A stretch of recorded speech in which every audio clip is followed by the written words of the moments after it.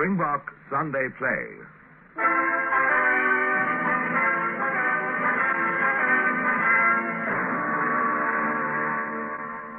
Authentic cases from the files of Leonard Keeler, pioneer of the lie detector in criminology.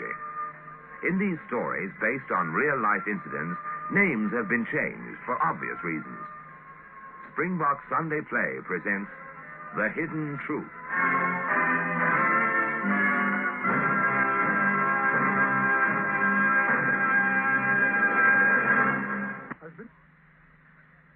And now our story for this evening.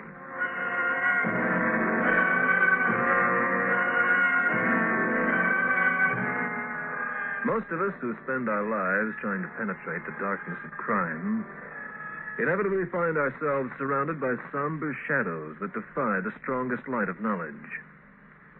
Mysterious shadows that bear such forbidding titles as necromancy, hypnotism, and sorcery. Not so long ago, I found myself in the very middle of such shadows and was forced to pit my years of study in forensic psychology and the cold, scientific, calculating mind of the lie detector against those self-same components of evil that have baffled science for centuries. Necromancy, hypnotism, sorcery.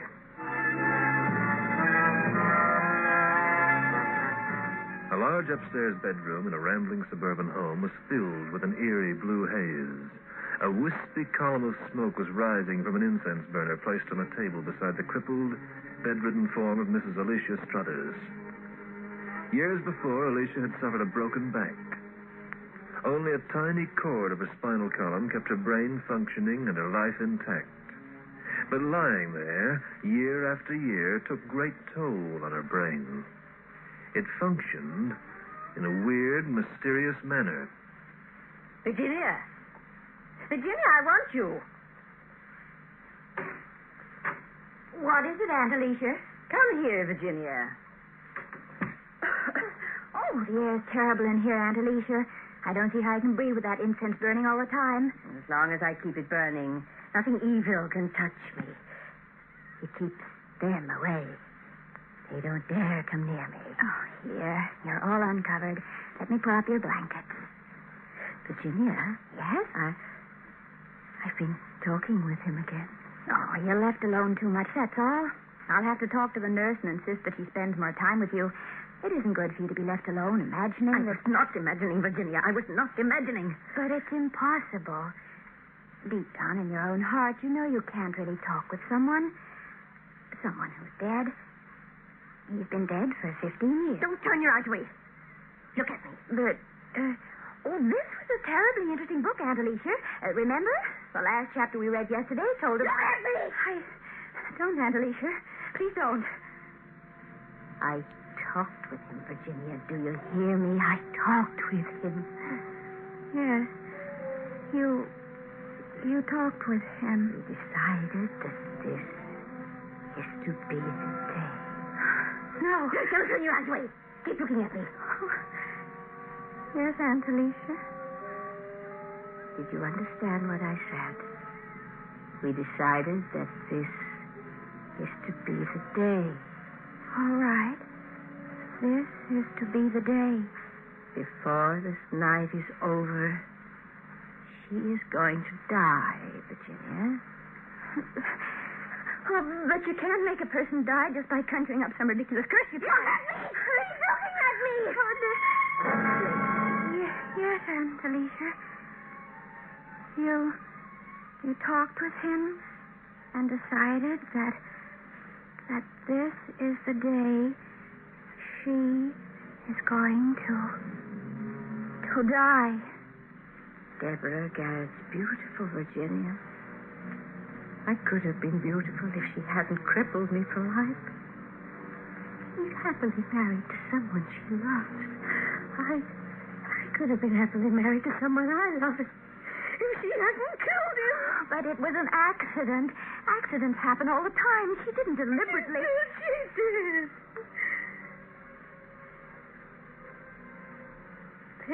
15 years ago, she deliberately killed him and condemned me to a life worse than death.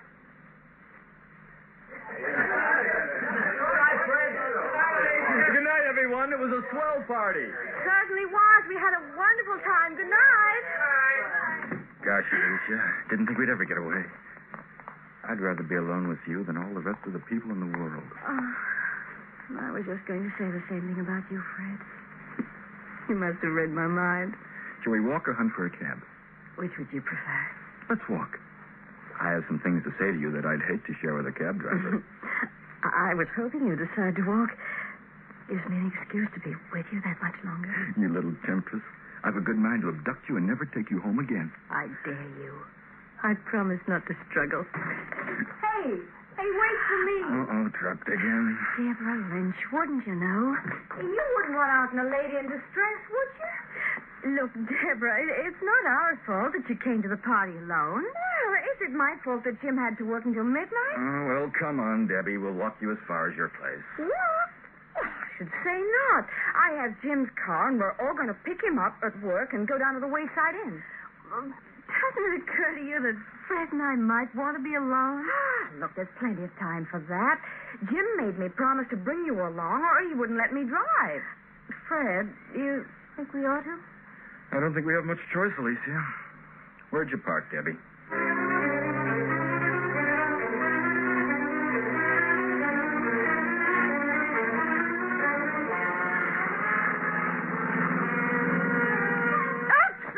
Goodness sake, Deborah, will you look where you're going? You almost hit that milk truck. You mind your own business, Alicia. I'll do the driving, if you please. Hey, don't speed up now, Debbie. You're coming to a curve. Slow down or you'll never make it. Look out for that tree!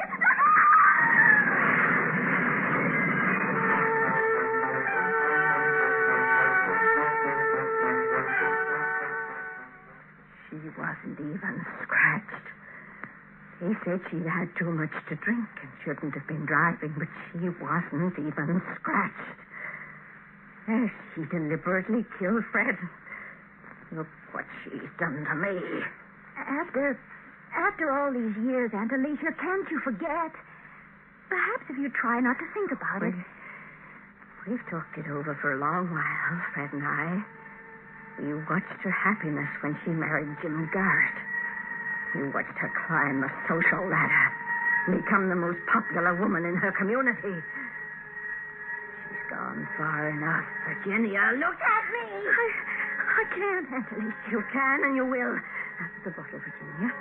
Bottle in my dressing table. Aunt Alicia, do you realize Bottle, what... please. Yes. Yes, Aunt Alicia. I don't know what I would have done if you hadn't come to stay with me. You're like my own daughter, Virginia. Please, this is asking too much. Lean over me. Look deeply into my eyes. Look more deeply than you've ever looked before. Yes. Yes, Aunt Alicia.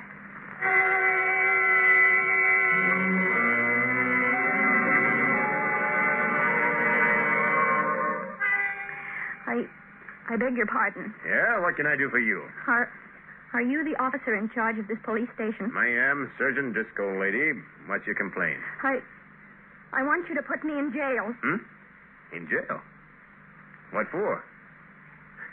Now, what'd you get yourself into, kid? Nothing. I haven't done anything yet.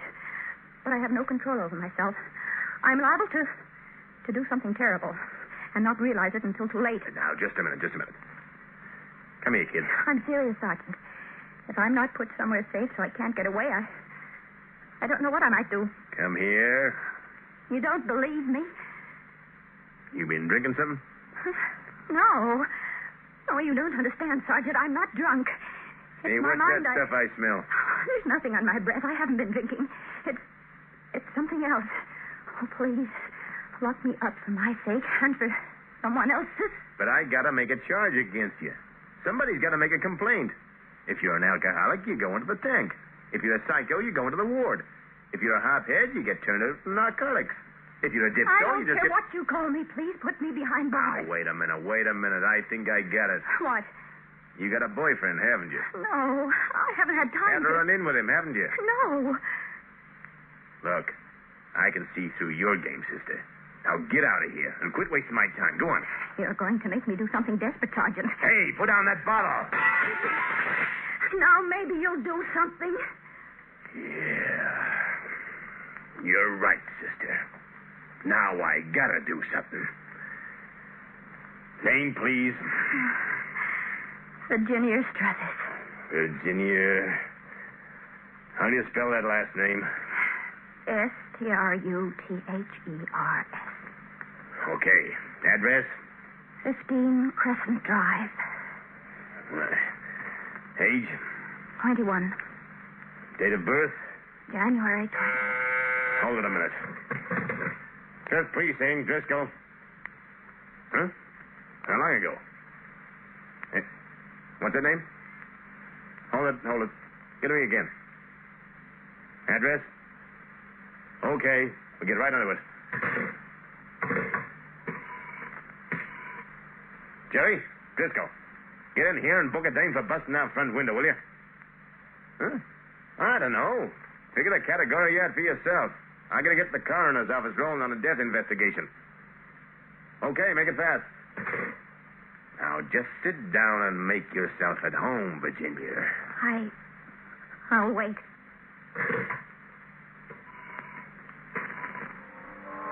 Doc? Driscoll, Doc. 23 Oak Drive. Woman found dead. Deborah Garrett. Deborah Garrett? Yeah. The heir's office wants an investigation. Okay, Doc. Deborah Garrett. Dead.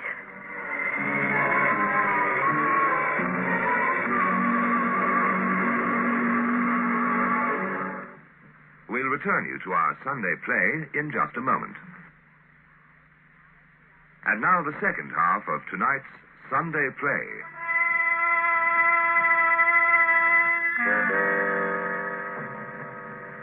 As young Virginia Strutters was placed behind bars on a charge of damaging public property, and as a crippled Aunt Alicia lay in her incense-laden bedroom in her big house on Crescent Drive, a dramatic scene was being enacted a few blocks away. Dr. Shelley of the coroner's office was standing at the foot of the stairs in the Garrett home, leaning over the body of Deborah Garrett. With him was Willard Overmeyer, an associate of mine at the crime laboratories. No sign of any violence, eh, Shelley? Not at first glance. Looks like a tumble on the stairs. Broken neck. Was she home alone? Maid was upstairs asleep. Didn't hear anything. What about her husband? Out of town. Been notified. Coming in by plane. Yeah, tough break. Neck and head extremely loose. Rigor mortis set in over the rest of the body. A pretty sure indication of a broken neck. Where is she? Good Lord. All right. Get back. Get back, please. You Mr. Garrett? Yeah. How did it happen? Pretty sure it's a broken neck. Looks like your wife tripped coming downstairs, Mr. Garrett. That's a lie. Those letters. Alicia Strutters wrote. Letters? For years she's been pestering us with those weird letters. One came last week and said that Debbie would die today. What's that? Who is Alicia Strutters, Mr. Garrett? Used to be a friend of ours about 15 years ago. She was crippled in an accident. The man she was engaged to died. She always blamed Debbie. Started writing letters, threatening letters in the past year or two. I think her mind must have become affected. You said something about a letter that came last week. Yes, it gave today's date as the date of Debbie's death. Oh, I suppose it's just coincidence. I'm being foolish, I guess. Alicia hasn't been out of her bed in 15 years. Just the same, Mr. Garrett. In view of those threatening letters, I think Dr. Shelley had better perform an autopsy on your wife before we can permit this to go on the record as accidental death.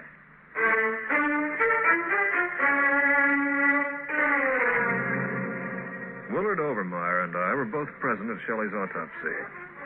The doctor made a slight incision down the median line in the back of the neck. This exposed one or two of the cervical vertebrae, and Dr. Shelley noted that a finger could be inserted in the spinous process when the head was bent forward. Well, this is a pretty good indication that the neck is broken, gentlemen. Then Overmeyer noticed a discoloration on Deborah Garrett's face. Shelley examined it closely. Probably a birthmark. We'll have to check that with her husband. I didn't notice that mark when we first found the body, did you, Shelley? Frankly, I didn't. But then I was so convinced that the neck was broken. Well, I'm not at all convinced. I think we'd better go into this a lot more thoroughly than that small incision, Shelley.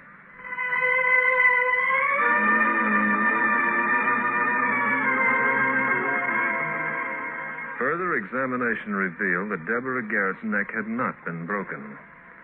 As a matter of fact, it hadn't even been dislocated. There were no bruises on the body to indicate a fall. The discoloration on the face turned dark red. Microchemical analysis came up with the discovery the dark red mark was caused by a burn. A burn produced by an application of strong ammonia.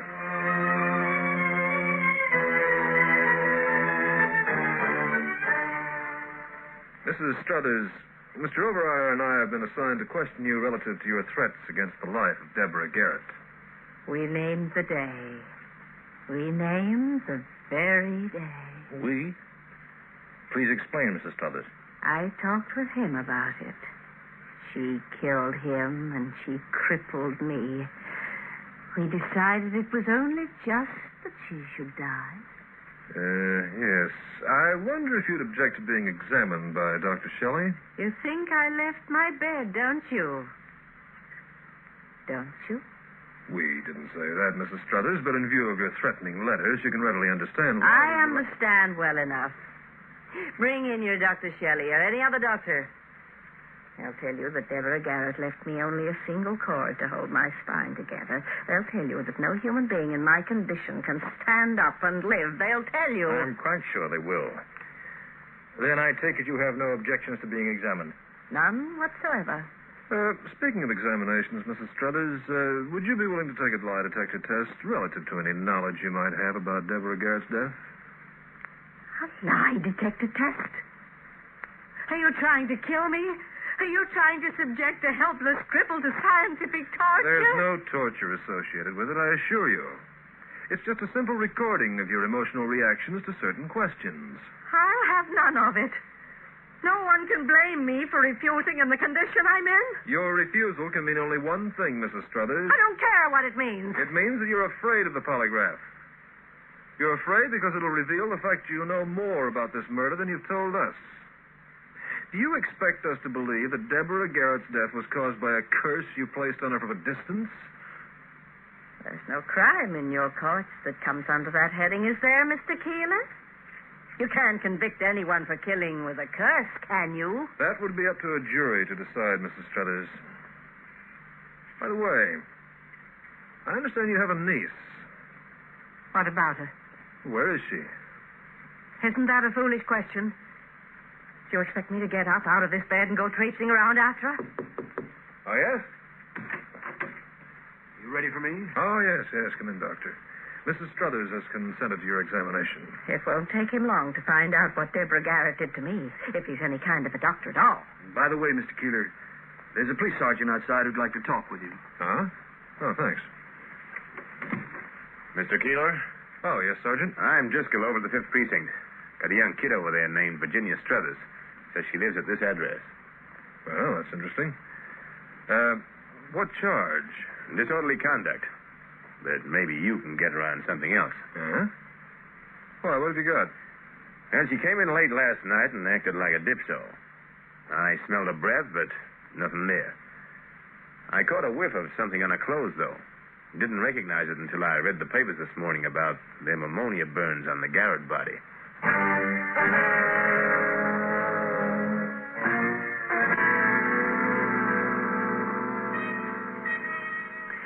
That's why I wanted to be locked up, Mr. Keeler. I was afraid I'd do it. But I swear I didn't do it. Virginia, are you trying to make me believe that your aunt actually had you hypnotized? I know it sounds fantastic, Mr. Keeler. I love my aunt, and I've always felt sorry for her. I wanted to do everything I could for her, and I guess I was an easy subject for her to control with her mind. You insist that you didn't go near the Garrett home last night? I didn't. I started to, but I kept fighting my aunt's will. I threw the bottle of ammonia away and... Away? Where? I don't know. I was walking around in a daze. Finally, I decided to come here to the police station. I knew I couldn't commit a murder here. Of course, you know, Virginia, that's an old game. I I beg your pardon? Well, many people who committed major crimes then immediately committed a small one so they'd be locked up and overlooked in the hunt for the perpetrator of the big one. I didn't do any such thing. I swear I didn't. You didn't hold a rag soaked in ammonia across Deborah Garrett's nose and mouth until she was dead? No. I couldn't. Are you willing to take a lie detector test about that murder? Yes. I'll do anything to prove to you that I didn't do it. I'll do anything.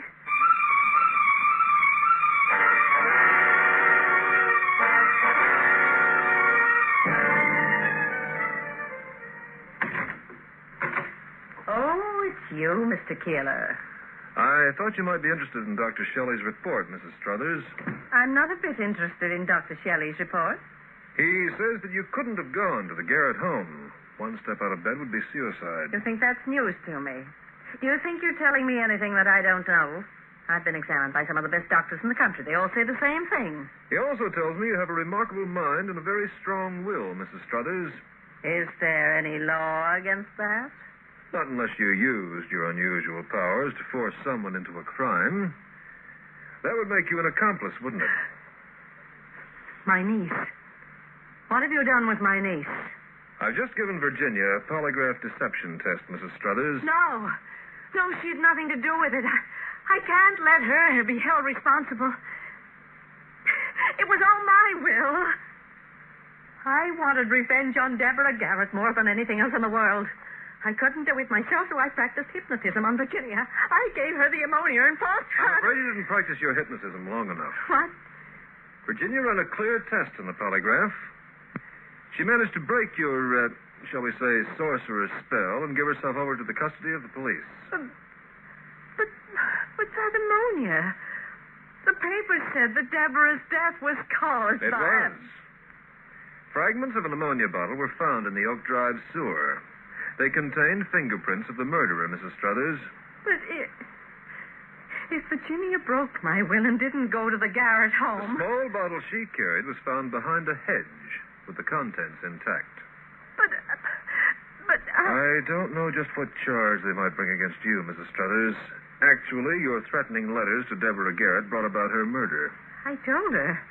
I wrote and told her the very day she would die. I know. And you mentioned how she would die. That gave her husband an idea, Mrs. Struthers. Jim Garrett. Yes, Jim Garrett. Before he left town on his last business trip, he took out a double indemnity policy on Deborah's life. He engaged a hired killer to handle the ammonia, a well-known killer whose fingerprints were found on the broken fragments in the sewer. It looked like a cinch to incriminate you because of those threatening letters. You have a confession from Jim? Yes. He was given a lie detector test immediately following Virginia's. His blood pressure, his pulse rate, his breathing rate, his skin resistance didn't confirm his airtight alibi. He found that there's no hiding from his own conscience, Mrs. Struthers. And Jim Garrett's conscience was revealed by the lie detector for all the world to see. We can rest now, Fred. It was divine justice. I can't agree with you, Mrs. Struthers. No justice can ever be achieved by crime. Were it not for hate, greed, and revenge in the human mind, no law enforcement officers would be a part of our humanity. And no lie detector would ever be necessary. You have a brilliant mind and a strong will, Mrs. Struthers.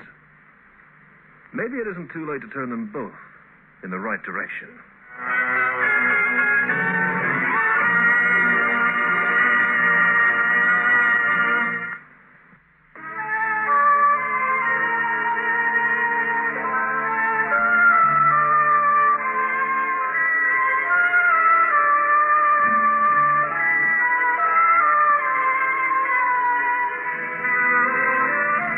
Authentic, dramatized stories on the use of the Keeler polygraph, the lie detector, are the stories we bring you each week at this time in Springbok Sunday Play.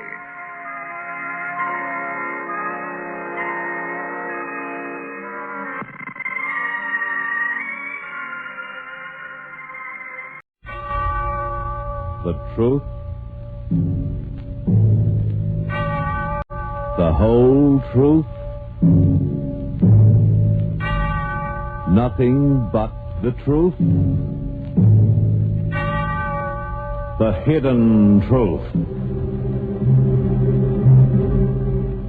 The vital human drama of the famous lie detector, bringing you authentic case histories from the files of the late Leonard Keeler, one of the world's foremost scientific criminologists. Mr. Keeler's real-life part is played by Hart Maguire, who reveals from week to week some of the most baffling human dramas of our times.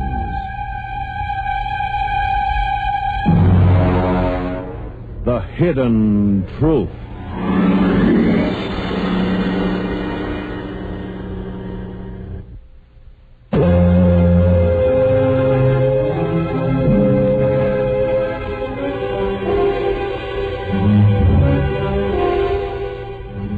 In all the incredible history of the lie detector, I can't remember a more incredible series of events than those which shaped the human drama about to unfold this evening.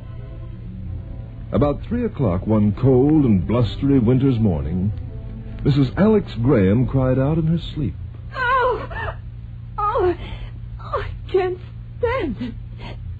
Alex, wake up, please. There was no answer to Mrs. Graham's outcry. Alex! Oh, what's the use? Oh, I'd better phone myself.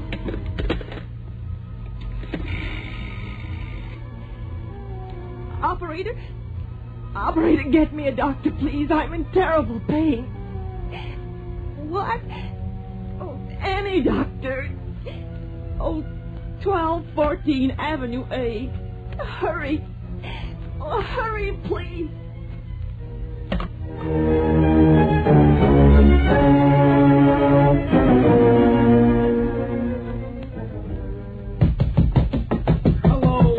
Hello in there. Hey, what do you think you're doing?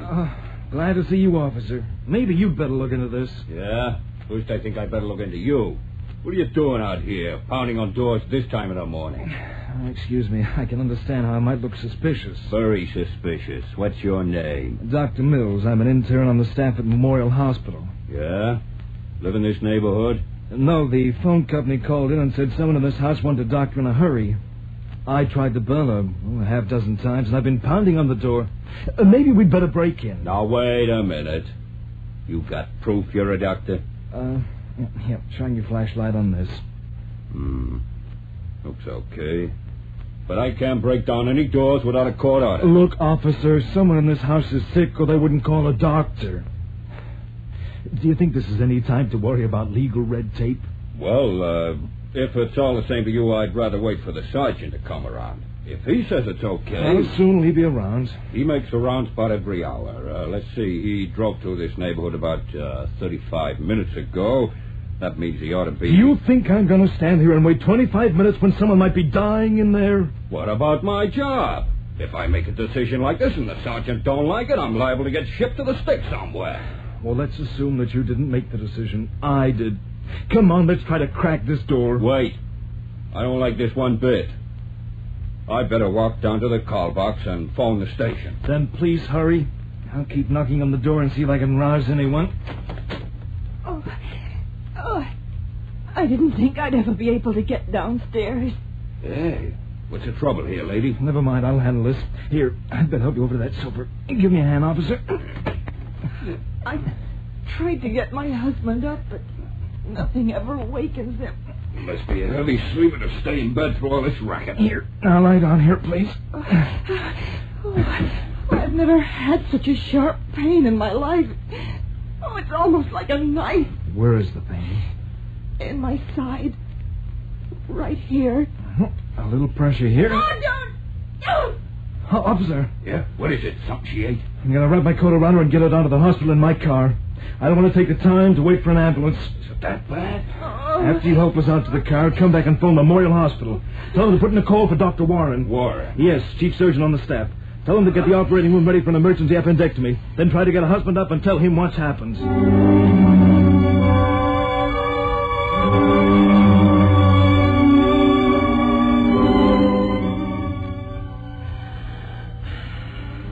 I hope I got her here in time, Dr. Warren.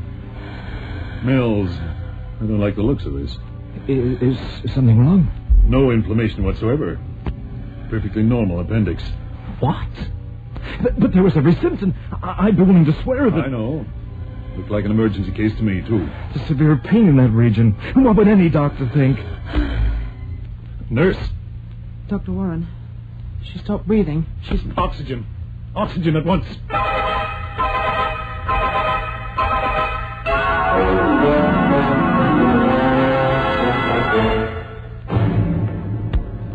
Mills, I don't know what to say about this. We made a bad error in diagnosis. Well, we thought we were doing our best for her. No one can deny that. I'll make out the report. Emergency appendectomy. Patient succumbed under anesthesia. I'd give a lot to know what really did cause that severe pain, Dr. Warren. Yes, so would I. I'm going to ask your husband's permission to probe further and make some laboratory tests. Anything we can track down might prevent a repetition of this unfortunate business. Hey, Dr. Mills, I hear things didn't go so good for the Graham woman. No, things didn't, officer. Did you bring your husband with you? Look, Doctor, when we first went in her house, she did mention her husband, didn't she? She did. She said she tried to get her husband up, but nothing ever awakens him. You sure of that, huh? Certainly. I went through that house from basement to attic, and no husband. What? But she mentioned her husband, officer. He must have been in the house. If he was, he didn't do any sleeping there last night. The only bed mussed up was the one she was sleeping in, and that was a single. There was another twin bed in the room with the covers turned down. I guess it was ready for someone who never came home because it had fresh sheets on it that weren't even mussed. Mills, do you suppose she thought her husband was there when he actually wasn't? It's possible in her severe pain that she didn't realize that he hadn't come home. Yes, it is possible. See here, officer. It's very important that we find her husband without any further delay.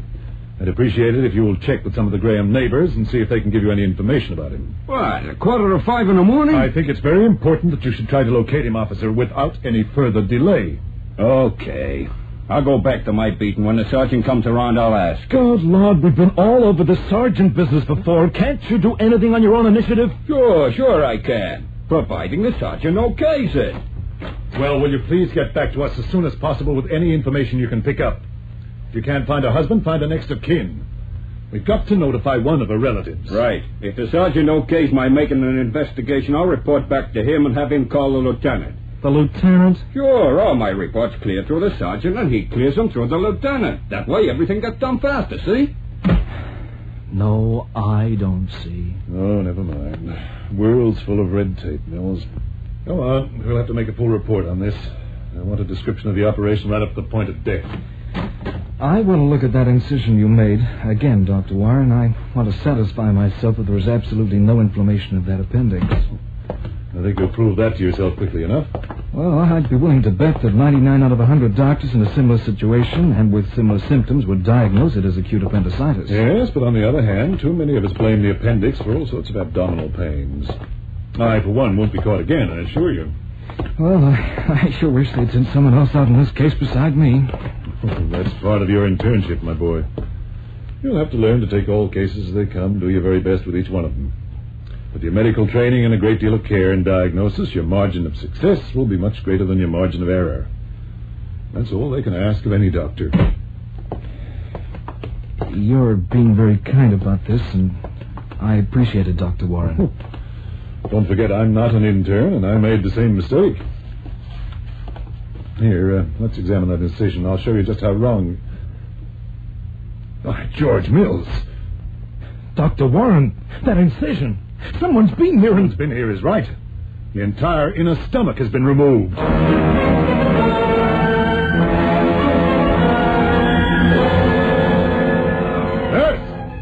Nurse, come in here. What is it, Dr. Warren? Who's been in this room? Why, no one, Dr. Warren. Except her husband came in to identify the body. Her husband? Why, yes. Didn't you know he was here, Dr. Mills? He said he had your permission. Her husband? Well, I'll never... handle this, Mills. That's all, Miss Bates, thank you. Yes, Dr. Warren. Oh, wait a minute. Yes? Call the district attorney's office. Ask him if he can get over here as quickly as possible. It's pretty early in the morning, Dr. Warren, only a little after 5. I know, but I think they'd better get him up. All right. Is it something about Mrs. Graham or her husband? If you don't mind, I'll save that for the district attorney, Miss Bates. Oh, yes, Doctor. Dr. Warren, I swear I never saw her husband. I haven't talked to anyone about this case except you and that police officer and Mrs. Graham herself. Whoever removed that stomach did a very professional job, Mills. But I'm no surgeon. Surely you don't think that I... Wait. What about... Oh, of course. I'm a surgeon, am I not? Do you have the audacity to insinuate that You came back in here. You were all alone for 10 minutes after she died. You had all the time in the world to... You've said enough. I might mention that you, too, spent some time here alone, Mills. You came in to pick up the charts and stayed rather longer than necessary. I am not a surgeon, Dr. Warren. And you yourself expressed the opinion that this is a very professional job. Oh, look here, Mills. We're acting like children over this thing. We've allowed ourselves to be upset by the knowledge that there'll be an investigation made. We'll both be under suspicion, it's true, but if Miss Bates allowed Mrs. Graham's husband to come in here... Suppose the husband turns out to know nothing about surgery. Then we'll have to do some thorough investigating here at the hospital. They'll think one of us tried to cover our mistake. Oh, I'm not so sure. But in view of what's happened, I'm quite sure I know what caused her pain, Mills. So am I. Poison. Of course, poison. And whoever poisoned her didn't want it to be found in her stomach. The evidence has been removed. Then it's obvious that her husband knew she was poisoned. It seems even more obvious that he poisoned her. But we'll let the police make those kind of deductions. All we can say is that her husband was in this room alone, and that her stomach was removed by means of expert surgery. He probably thought we'd never discover it. That's why we've got to keep this discovery very quiet. If he doesn't suspect that we know, it'll be much easier for the police to contact him. Well, gentlemen, we got it all straightened out. The neighbors knew all about Mrs. Graham. Well, close that door, officer. We don't want to disturb the other patients. It didn't take the sergeant and me long to find out that she hasn't got a husband. What? This thing's gone far enough, officer. You heard her mention her husband, and so did I. Yes, and her husband actually came to this hospital tonight. What are you trying to give me? How could he come here? Alex Graham's been dead for 5 years. Dead? Are you sure? Sure, I'm sure. I even found a half-dozen neighbors who went to his funeral. He died suddenly in his sleep one night and made his wife go wacky. She tells everybody he isn't really dead, but just a heavy sleeper. Can you imagine that? When all our neighbors saw them put him in his grave. But a man who claimed to be her husband came here tonight. Yeah? Was he wearing a shroud and carrying a heart? This is anything but funny, officer. You better call your sergeant and have the sergeant call the lieutenant and tell him to call out the whole police force. The death of Mrs. Graham looks like the most brazen kind of murder.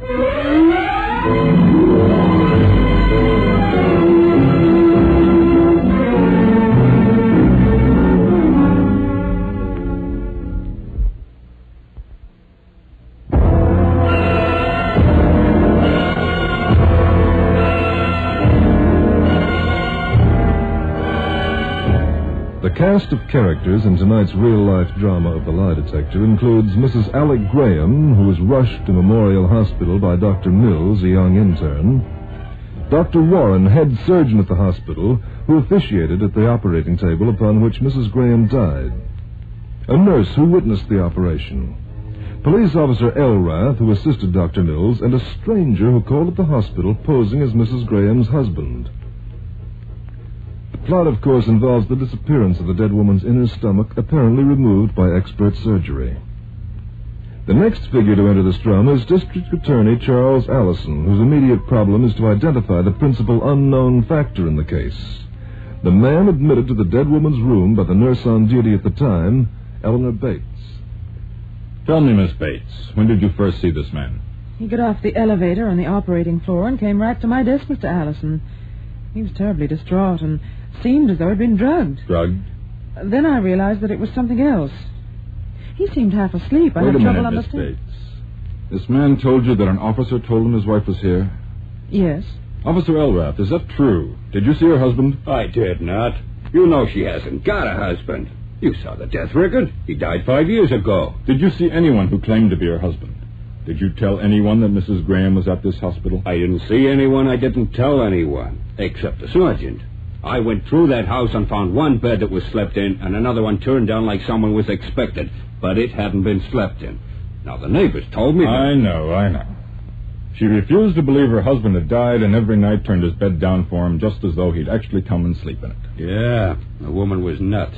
She might have been nuts, but when her husband died, he left her $100,000 worth of insurance. We can't find any record that she spent very much of it. What's happened to that money? Kathy, I didn't see it around the house, if that's what you mean. If she was crazy enough to think her husband is still alive, she might be crazy enough to hide it somewhere instead of putting it in a bank. If someone found out about that money... Sure. It'd be a simple matter to poison her, and after they carted her away, all he'd have to do is pick up the dough. Might have been slow poison. Whoever did it probably didn't reckon with her being taken to a hospital. He was afraid they'd discover the poison here and took a very bold method of lifting the evidence. Elrath? Yes, sir? I want you to join my men at the Graham home. I want to be sure that nothing's been disturbed since you checked over the place last night. Okay. I just hope I don't find somebody laying in that empty bed, that's all. Hello, an outside wire, please. Beg your pardon? Oh, this is Charles Allison. I'd like my office, if you please. Yes, I'll wait. The man was terribly shocked when I told him Mrs. Graham was dead. He couldn't seem to believe it and insisted on seeing the body. I took him as far as the door. Hello? Allison. Looks like poison and possible robbery, Fred. But if it's poison, it's been removed, stomach and all. If it's robbery, we don't know what and how much. I'm going to play a hunch, Fred. I want you to go back 5 years and get out the records on Alec Graham, deceased. He left about $100,000 worth of insurance, and I'm going to have his body exhumed.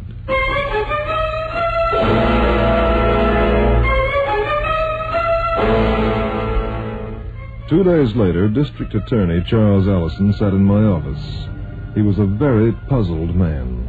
Honestly, Keeler, if your lie detector can't unravel this mess, I'm not sure that anything can. Yeah, now let me see. 4 known suspects, 1 unknown. Yes. 2 of them with obvious motives, 1 with a hypothetical motive. As I understand it, Dr. Warren might have tampered with the body in order to take attention away from the fact that he shouldn't have operated in the first place. Yes, and that intern Mills might have committed some blunder, such as giving her the wrong medicine. He's trying to cover. And there's the man who posed as her husband. Why are you coming on that? Nurse gave us a complete description, but so far we haven't gotten anywhere on tracking him down. We've made a pretty thorough search of the Graham home, too. No evidence of poison, no evidence of robbery, not much evidence of any kind. Except that we're quite certain no man lived in that house. About her husband's body, you were going to have that exhumed, I understand. Yes. Well, suppose you find evidence of murder in the death of Alec Graham. That would take the case back 5 years, and Oh, excuse me. Yes, Keeler. Oh, yes, he's here. For you, Allison. Thanks. Hello? What? Well, that's incredible. Are you absolutely sure? Well, I'm going right out there. I've got to see that for myself. Take a break for you, Allison? Keeler, there's no body in that grave. There's what? They just finished opening that grave a few minutes ago, and the body is gone, coffin and all.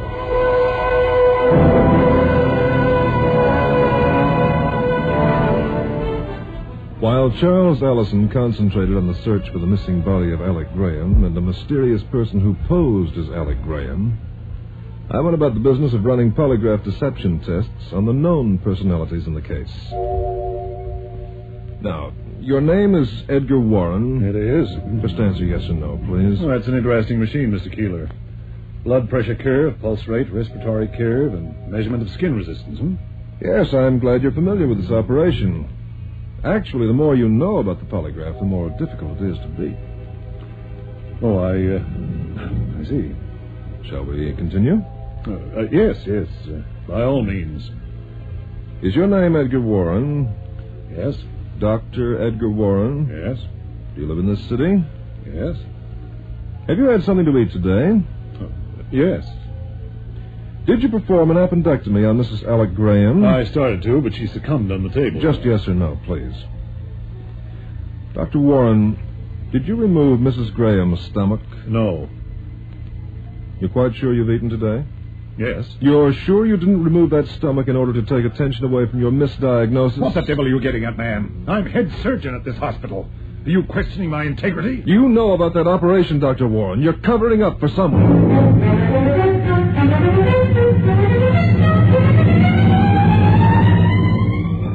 Now, Dr. Mills, any discussion will only delay the test. Please answer my questions with either a yes or a no. Understand? I understand. Go ahead. Is your name Thomas Mills? Yes. Dr. Thomas Mills? Yes. Do you live in this city? Yes. Have you had something to eat today? Yes. Did you know Mrs. Ellie Graham? Yes. Did you perform any sort of an operation on Mrs. Graham? No, I didn't. Did you give Mrs. Graham any medicine? Yes. Did you make a mistake in what you gave her? No. Dr. Mills, did you give your patient a lethal dose of poison by mistake? No, I did not. I had nothing to do with it. Absolutely nothing.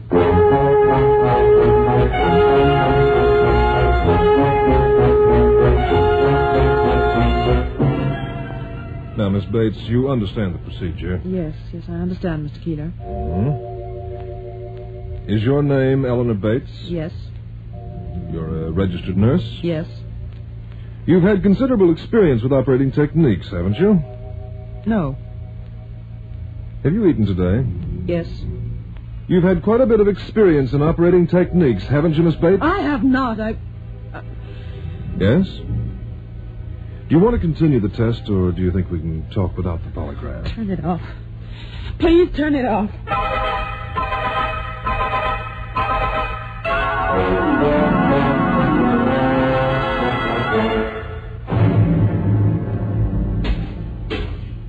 I hope you're sure of what you're doing, Sheila. We'll soon know, Ellison. We'll soon know. But suppose his body is buried down here in the basement of his own home. How did it get here? Well, I hope to answer that question as soon as Elrath gets back. All right, hold it. By George, Keeler, there is a coffin down here.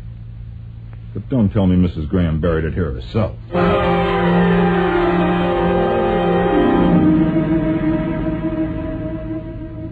Well, here's your full report, Allison. Number 1, Dr. Warren. Anything on him? No, except that he knows who performed that extracurricular operation. He was trying to protect a member of his staff. He suspected this person wanted to handle it in his own way. Dr. Mills? No. According to his polygram, Dr. Mills is a very serious young intern who seems to have good judgment and has every intention of becoming a top-flight physician. And what member of the staff had reason Eleanor to... Bates. What? The nurse? Yes. It was she who removed that stomach and gave it to the man who called at the hospital that night. But why? What's the incentive for a thing like that? $5,000. Huh? The man who came to the hospital that night was Henry Sellers, an undertaker in this city. An undertaker? Yes. He was the undertaker who originally buried Alec Graham. During the embalming, he noticed traces of arsenic and went to Mrs. Graham with his accusation. You know? You found out? Yes, I know, Mrs. Graham. You poisoned your husband for his insurance, didn't you? If you'll bury him without disclosing what you found, I'll pay you $5,000, Mr. Sellers. 10,000. All right, 10,000.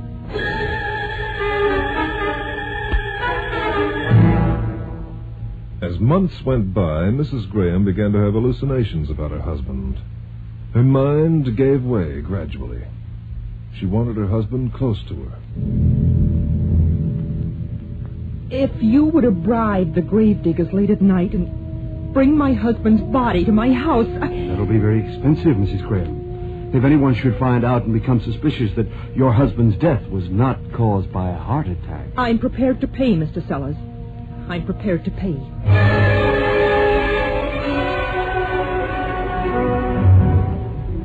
But the death of Mrs. Graham, Keeler... Sellers grew increasingly more greedy. He knew that Mrs. Graham had a small fortune hidden somewhere. And if he could get her out of the way, Oh, Elrath, bring him in. If only she died at home where she was supposed to die. You never would have found out. You never would have suspected. Where is that money, Sellers? What did you do with Mrs. Graham's money? You'll find it buried in the cemetery.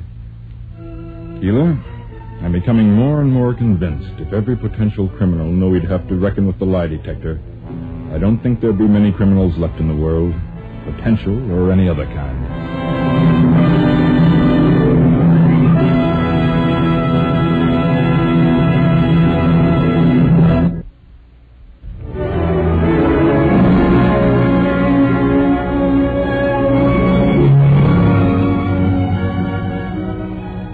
The Hidden Truth stars Hart Maguire as Leonard Keeler, dramatizing actual case histories. Featured with him in tonight's presentation, you heard the following artists. Mrs. Graham, Moya O'Sullivan. Mills, Mark Kelly. Kopp, Ed Heppel. Warren, John Bushell. Nurse, Dinah Shearing. Allison, Wayne Paulsing. Sellers, John Llewellyn. The truth, the whole truth,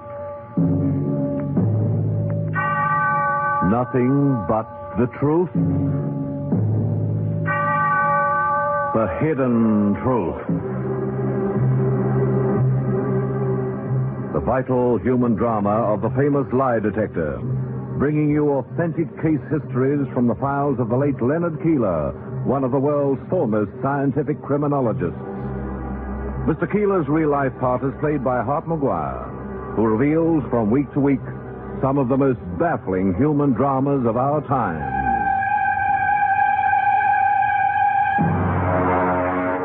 The Hidden Truth.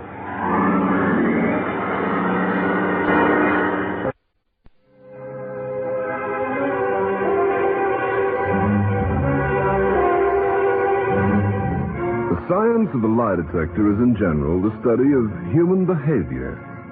To be more concise, it's the scientific analysis of some particular human action, whether that action be the devotion of a martyr or the most atrocious crime. Therefore, lie detection is somewhat akin to the science of psychology, in that it deals with the human will and the complex gamut of love, fear, hate, greed, frustration, guilt, self-pity, and remorse, to name a few of the hundreds of human emotions which cause the will to function. It has been theorized with sound justification that the will drops passively into the beaten path which sentiment and reason have worn for it. It is no mere accident that one person lives in serene peace while another rushes headlong into violence.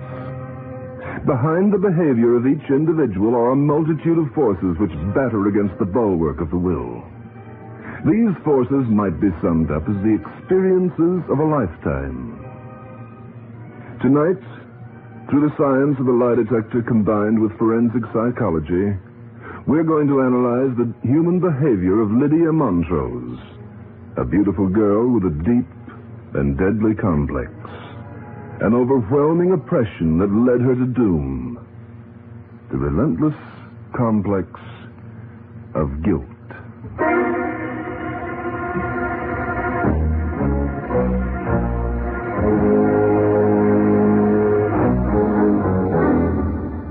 The scene is New York's Central Park in the dark and forbidding hours before dawn. Just a little after 4 o'clock on a warm July morning, to be exact. Lydia Montrose, an attractive girl in the middle 20s, is sitting on a park bench, her head held dejectedly between her hands. A shadow moves along the walk and stops before her. Lydia seems to feel the shadow's presence and raises her head to see the dark outline of a man, his face half lighted by a distant streetlight. A quizzical face, with a slight smile around the lips. I know what you're thinking. Do you? Sure. You're thinking about all those things you've read, aren't you? What things? Oh, about girls who come into the park alone after dark. Things that happen to them. Suppose I told you I don't care what happens to me. Hey, is that an invitation? Take it any way you like. Just make sure that I'm dead when you leave me, that's all. Look, you've got the wrong guy. Have I? Then what did you stop for? Well, I just wanted to warn you, that's all. I thought maybe you were new around here and Didn't know what a chance you were taking, that's all. I'm not new around here. And I know what a chance I'm taking. Well, besides, a cop might come along and, well, he looks suspicious out here at this time of the morning. He might pick you up for, vagrancy or something. He might pick you up, too, don't you think? Me? What for? Don't you think you might look suspicious? Not to any cop in this park, I won't. Walk through here every morning on the way to work. Every one of them knows me by my first name. Must be miserable work. Such a miserable hour. I ever hear of Bob Collins? Bob Collins. Am I supposed to have heard of you? Not necessarily. I thought you might have, though. I open one of the radio stations at 5 o'clock every morning. Some sort of a city-bred farm reporter. I'm sorry for the farmers. Yeah. Hey, just how do you mean that? They're not going to hear you this morning, Bob Collins. Yes, they are. Didn't stop to get involved with you, remember? I just stopped for word of warning. Too bad you stopped. Yeah, well, you take care of yourself. You seem sort of young. Too bad it couldn't have been someone else. I don't get it. You have a wife and family, I suppose. Oh, sure. That's why I don't get involved with you, for instance. You are involved. Huh? Oh, no. Thanks, just the same. I'm sorry it had to be you. The farmers will never hear your voice again, Bob Collins. Wait a minute. I didn't realize you'd been drinking. You better go home and have some sleep. I haven't been drinking. I've been praying. Hey, what's that you're holding in your hand? Praying for your soul and mine.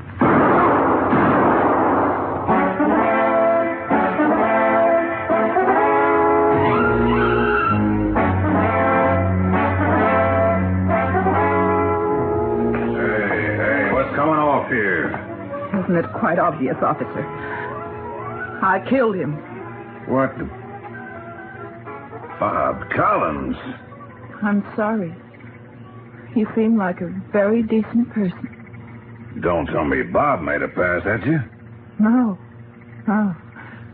Quite the contrary.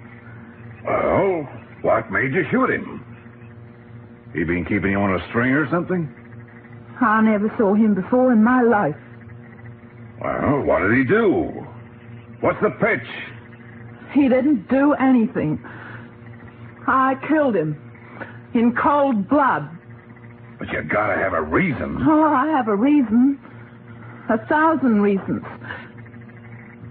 But you wouldn't understand any of them, officer. This your gun on the bench? I bought it last evening.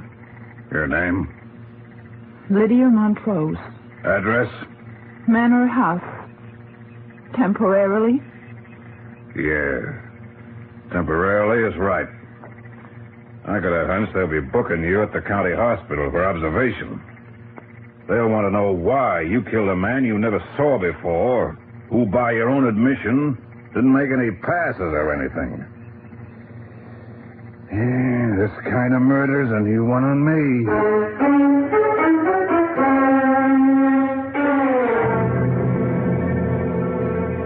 The officer's hunch was right. The district attorney's office looked into the past of Lydia Montrose and could find no reason for the murder impulse. The girl was raised in a respectable West Coast home. She had been graduated from an exclusive girls' seminary and had come to New York on her own. Her record of employment covered an assortment of jobs, from secretary with a publishing firm to odds and ends of professional modeling for magazine illustrations. She had held no one job very long because her employers found her morose and melancholy, a depressing influence on other employees. Nothing could be turned up that would connect her romantically or otherwise with Bob Collins. Questioning officers could get only one statement from Lydia Montrose, a statement which she kept repeating over and over. I am a murderess and admit my guilt. There is no reason to delay any longer. I am ready to pay with my life for what I have done.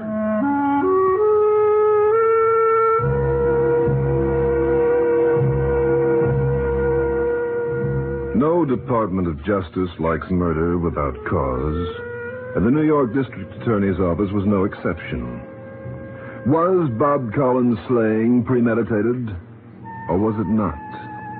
If not, what strange quirk or complex in Lydia's mind set off the murder impulse? As the arresting officer had predicted, the man assigned to her case was Dr. Bruce Standish, a psychiatrist with an international reputation who was visiting New York from England. It had been my privilege to have worked with Dr. Standish on several cases in the past, and after questioning Lydia Montrose for several days, Dr. Standish called me in from Chicago to assist him with the case. Now, the more I talk to the girl, the more I'm convinced that the polygraph might unravel a lot of mysteries about her. There's no question in your mind of what she killed Bob Collins, is there? Well, on the strength of the evidence and her own admission, there can be little doubt of that. But then it's our job to find out what made her kill him. What have you turned up so far? A very strong guilt complex. You had any experience with those things, Nard? Yes. Yes, occasionally I have had, Doctor. Mm-hmm. Would you tell me something about it? Well, occasionally in running lie detector deception tests with a polygraph, I've had to deal with highly nervous subjects. Subjects obsessed with the fear that their nervousness might be recorded by the instrument as actual guilt. Okay. Truth is, however, that the polygraph pens record this nervousness as the normal pattern for that type of person. Mm-hmm. And record guilty reactions over and above that normal nervous pattern, isn't it? Yes, but there are times when such nervous subjects might give strong guilty reactions on the instrument when actually they're innocent of the crime they're being questioned about. Oh? What would cause a thing like that? Oh, some incident in the past that has plagued a person's conscience. Something that has developed into the guilt complex you've already mentioned. Nard, what sort of incident? Something as trivial as stealing a piece of candy from a grocery store as a child might cause a guilt complex. Or taking a nickel from a mother's purse.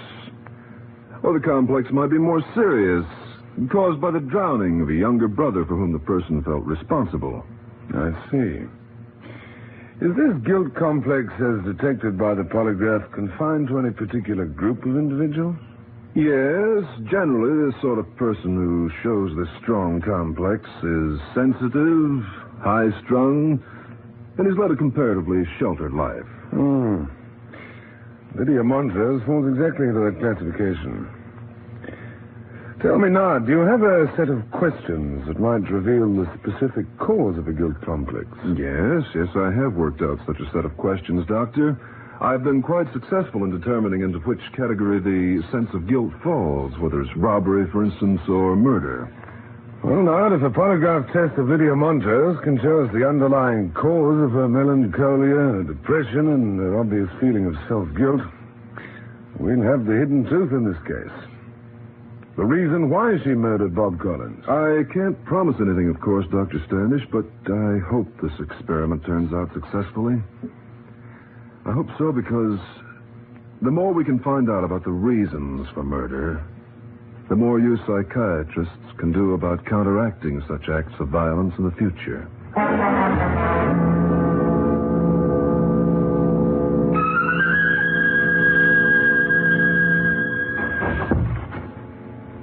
Miss Montrose, are you awake? Yes, I'm awake. The nurse tells me that you slept quite comfortably this afternoon. I don't want to sleep. I want to die. Miss Montrose, let me explain just why your trial is being delayed. Why should it be delayed like this? I killed him, didn't I? Why don't they execute me? It's being delayed because we're convinced you have some disease of the mind. It's a disease that we want to know more about so that we might be able to check it. Or even cure it in other potential murderers. What do you hope to gain by making a laboratory guinea pig out of me? I honestly don't know what's wrong with my mind. So how can you hope to find out? Have you heard of an instrument called the polygraph? The lie detector. Yes, it's called that too, but fundamentally it records human emotions, the physiological changes that take place in the body as a result of such emotions. I have no emotions. Not anymore. Oh, you might have. And if there's some crime in your past that's haunting you, some crime that's gone unpunished, and you killed Bob Collins out of remorse for such a crime... If there was, don't you think I'd confess it? I confessed to this murder, didn't I? Miss Montrose, it might be a crime that's buried in your subconscious mind. And it's just possible that Dr. Keeler's questioning might penetrate that subconscious, so that it'll be recorded on the polygraph in terms of blood pressure, pulse changes, changes in your breathing rate, and fluctuations in your skin electricity. Miss Montrose. Miss Montrose, what is it? I feel faint. Terribly faint. Here, let me feel your pulse. Something dreadful has come over me. Miss Montrose, are you malingering? Malingering? Are you deliberately feigning illness? Your pulse seems very strong. Yes. Yes. It is strong, Dr. Standish. It's strong enough to stab you to death. Wait, stop it! No, will they kill me? No, will they put me to death, too?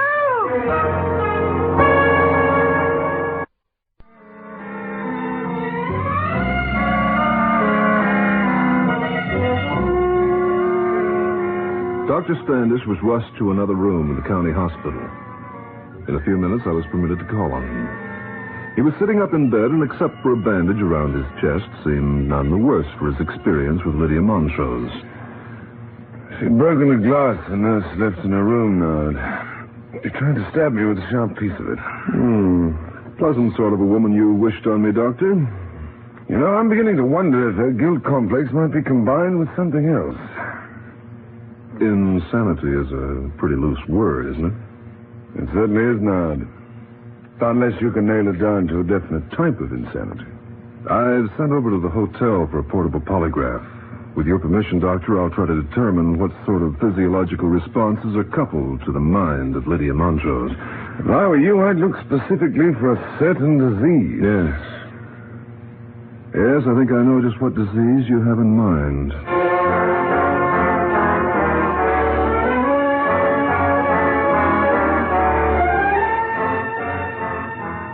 Under a glaring overhead hospital light, I found myself sitting at the bedside of Lydia Montrose, a girl who apparently killed on the impulse. And I had hopes the polygraph might unravel the mystery. I wasn't using the polygraph in the strict sense of lie detection. I was using it as a scientific analyzer of a human mind. What do you hope to prove, Dr. Keeler? Why a lie detector test when I've confessed to a murder and an attempted murder? Miss Montrose, this is something beyond a straight deception test. I'd prefer to call it an experiment in mental diagnosis. Why? Perhaps that question will answer itself as we go along. Now, I'm going to talk to you, and sometimes I'll use single words which may or may not have a meaning to you. Other times, I might ask a direct question. Now, if I do, answer yes or no, if you please, or don't answer at all. It really doesn't matter. Shall we go ahead? It's quite immaterial to me, one way or the other. All right. Let's see what sort of a chart we can draw up on you, one way or the other.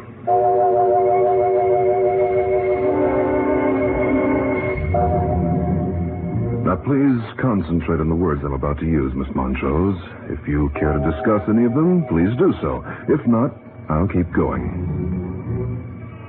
You're a highly sensitive, nervous person, aren't you?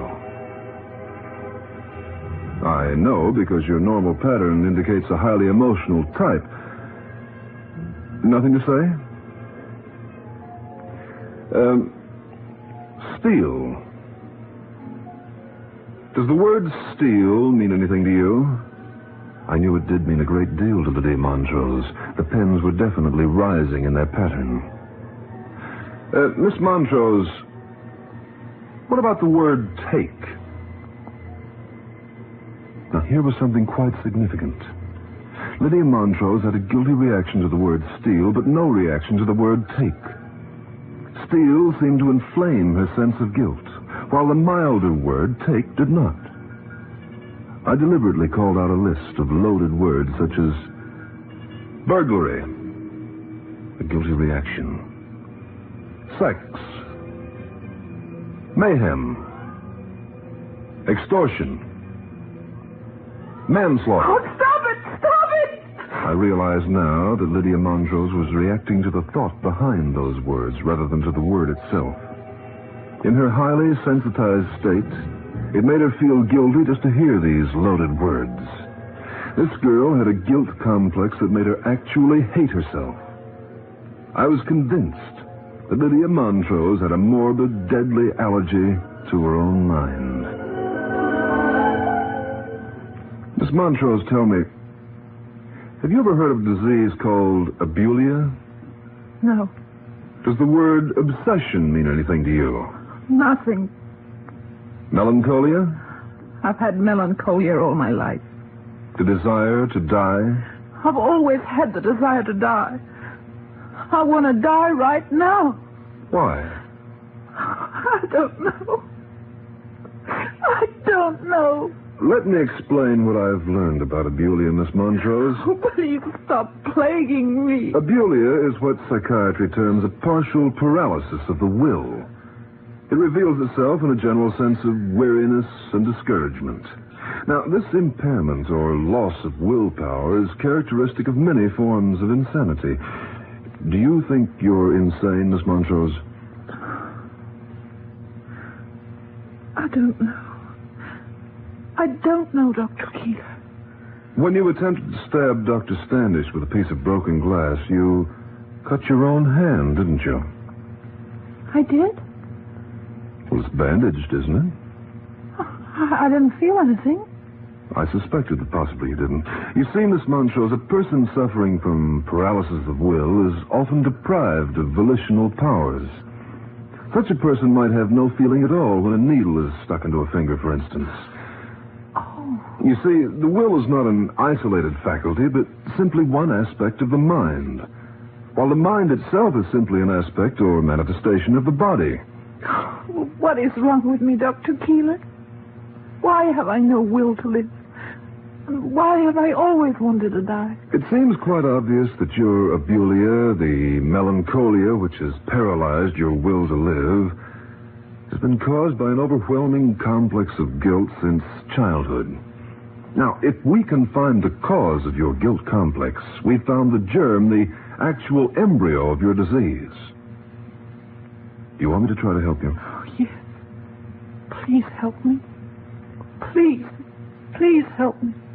Then concentrate, Miss Montrose. Concentrate and listen closely.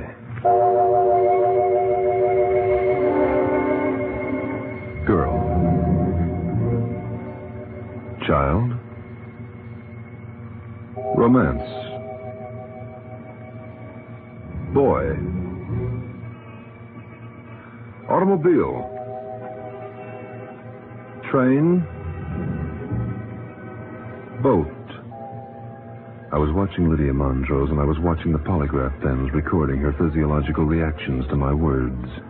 The pens were tracing her normal, high-strung emotional pattern, but no specific reaction to any word so far. I was searching for a word that would bring back some incident from the past, a key word that would penetrate her anguish and depression. Water, Miss Montrose.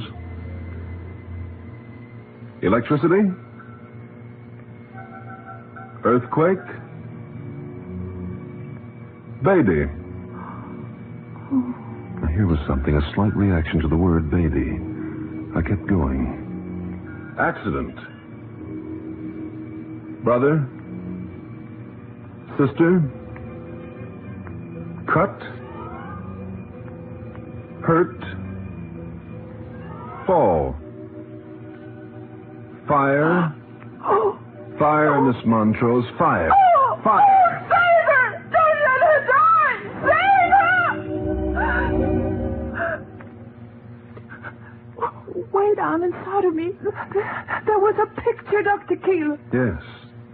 A picture that turned up in your subconscious mind. There was a fire, wasn't there? I don't know how old I was. Very young. I was staying overnight with neighbors. A tiny baby slept in my room. A terrible fire during the night. I ran screaming from the house. I could have saved the baby, but I thought only of myself. I let her die. I let her die. You must have been very young, Lydia, because you'd completely forgotten it, hadn't you? I guess so. There was always the dread, the fear, the depression. I didn't know why, but I wanted to die. And yet I was afraid to die. I think we have it clearly defined, Lydia. A guilt complex born in childhood and growing stronger and more unbearable through the years until the willpower no longer functioned. The will to live was gone. And you know why I killed Bob Collins? A perfect stranger. A man I'd never seen. And had done nothing to hurt me. Yes. Yes, I think I do, Lydia. And I think I know why you attempted to kill Dr. Standish. It was unbearable. I couldn't stand it any longer. I understand. Most people who suffer from a diseased willpower desire to die, Lydia, but since their willpower is diseased, it will not function sufficiently to carry out the act of suicide.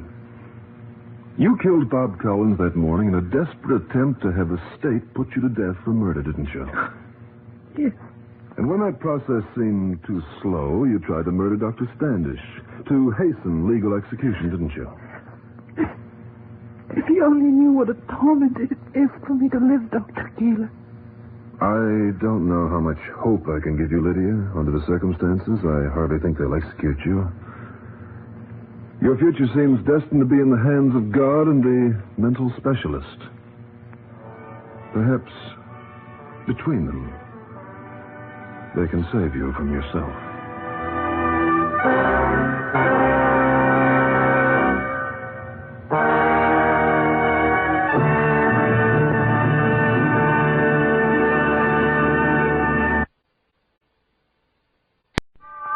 The truth, the whole truth, nothing but the truth, the hidden truth. The vital human drama of the famous lie detector, bringing you authentic case histories from the files of the late Leonard Keeler, one of the world's foremost scientific criminologists. Mr. Keeler's real-life part is played by Hart Maguire, who reveals from week to week some of the most baffling human dramas of our time.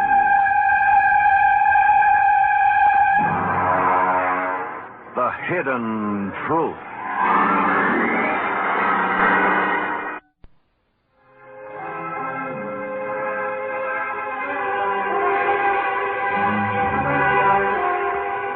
Partially hidden by large trees, an old-fashioned, rambling house nestles in the Pennsylvania countryside, just outside the limits of the city of Philadelphia.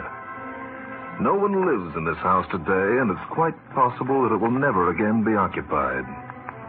Because it's a house of doom, the scene of a bizarre murder of a young girl that took place in the west wing of the building on a stark white operating table. This ominous house of horror was once owned by a woman doctor, Dr. Letitia Graham, who used the west wing as a combination office, sanitarium, and operating room. Living in the house with Dr. Letitia were her 30-year-old son, Douglas, and his pretty young wife, still in her 20s, Arlene. Dr. Graham had a strange complex towards their son, an unreasonable mother love that made her extremely jealous of his young wife.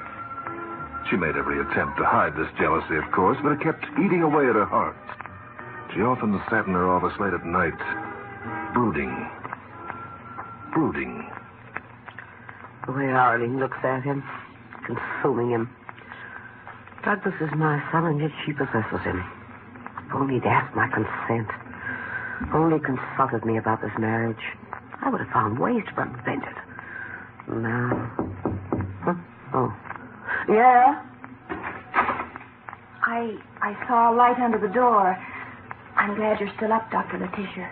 Why What are you doing up at this hour, Arlene? Oh, Dr. Letitia, I've been trying to keep it from you, but Douglas... Douglas, has something happened to him? Everything's happened to him. And to me. What is it, child? Speak up. For almost 5 months, we got along beautifully. And I thought we'd be happy together forever. But then he started to... Do you mean that Douglas is running around with another girl? Yes, Dr. Letitia. Yes. Who is she? Patricia Armstrong. I don't know anything about her. I don't even know where she lives. All I know is her name is Patricia Armstrong. And Douglas never comes home anymore until almost morning.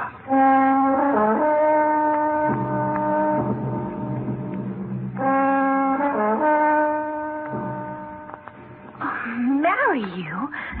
But Douglas, we've only known each other for 3 weeks. In terms of love, I've known you all my life. Oh, Douglas. On that basis, will you marry me, Patricia? When? Oh, in about, let's say 2 months. I'm sure I can arrange everything in 2 months. Douglas, if it were up to me alone to make the decision, I'd say yes, 1,000 times. Wait a minute. Don't tell me there's somebody else. Yes, there is, Douglas. My parents. Your parents? Well, do they still have to make decisions for you? Aren't you free, white, and 21? I've been telling them about you, Douglas, and they want to have you investigated. What? Oh, don't take it personally, please, but you know how parents are. They just want to be sure there's nothing in your past. A wife or something. A wife? Well, don't you trust me? Don't you think it'd be embarrassing for me and for my mother if we were investigated? Well, it isn't something I want them to do, Doug. It's just their religion. Because if you have been married, the only way I could be permitted to marry you would be in the event that your wife is dead. Dead? Pat, I want you to do something for me. I'll do anything, you know that, Doc. I want you to tell your parents that you have investigated me. I've never been married, and that they have nothing to worry about.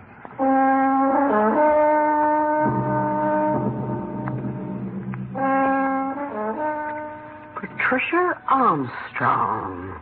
Could that be the wealthy Armstrong family down on the main line? I don't know, Dr. Letitia. I saw him slip away with her at that dance, and I asked someone who she was. And they said Patricia Armstrong. Then I was sure that was her name because I've heard Douglas mutter Patricia in his sleep. Well, if she is a member of that wealthy family, you can hardly blame Douglas. After all, Arlene, you have no background. Patricia. And you've contributed very little to the poor boy's happiness. What? What are you saying? I'm his wife, and what of my happiness? Forgive me, my dear. It's a terrible thing, of course, and I'll do what I can to see. Oh, there he is. Well, listen to me, Arlene. I want you to go to bed, dear, and let me handle this. Dr. Letitia, I'm so distraught and unhappy. Well, I have just the thing for you, my dear. But if you're going to have a showdown with him, don't you think I ought to be here? No, I think it would be better if you were not here, Arlene. Now, here, these pills. They take your mind off everything, and then let you have a good night's rest. I'm his wife. Always throwing that in my face. What a stupid little... Oh, Douglas! Douglas! That you? Oh, Mother, are you still up? Well, isn't that quite obvious? Come in here, please. I was trying to be quiet so as not to disturb anyone. I know what you've been doing. Doing? What do you mean? You going to tell me about it? Or must I tell you? You know? I know. Is it the same Armstrong family that lives on the main line? Yeah. Oh, you'll love her, Mother. She's a wonderful girl. I won't love any woman you bring into this house, and you know that. Oh, now, Mother, let's not have another scene. I know how you feel about me, but You got the note I sent you this morning? Yes. But your notes are more like love letters from a sweetheart my age or something. Mother, you've got to realize that you must share me with other women. Am I expected to share you with 2 other women? Oh, I'm glad you're still up. I want to talk to you about that. How do you propose to manage it? Well, I know I made a mistake when I married Arlene. I was just plain silly over her at the time. I didn't stop to think how desperately you need money, Mother. What? If I marry into the Armstrong family, your financial worries will be over, and... But I'll lose you, Doctor. No, you will not. Patricia and I will live right here, and we'll bring a lot of that wealthy mainline business right here to your sanitarium, too. Of course, you haven't mentioned the matter to Arlene. Do you think she'll agree to a divorce? I can't divorce her, Mother. What? Well, why not? Because of Patricia's family. You see, their religion won't permit her to marry anyone with a former wife unless that wife is dead. Dead?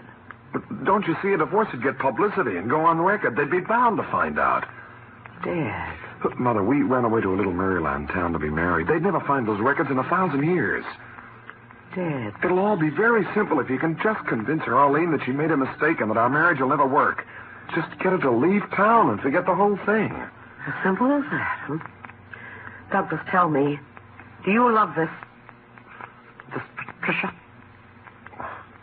Not in the way that you mean, Mother. I like her, and... Well, I'm looking forward to security for both of us. That's the main reason I want to marry her.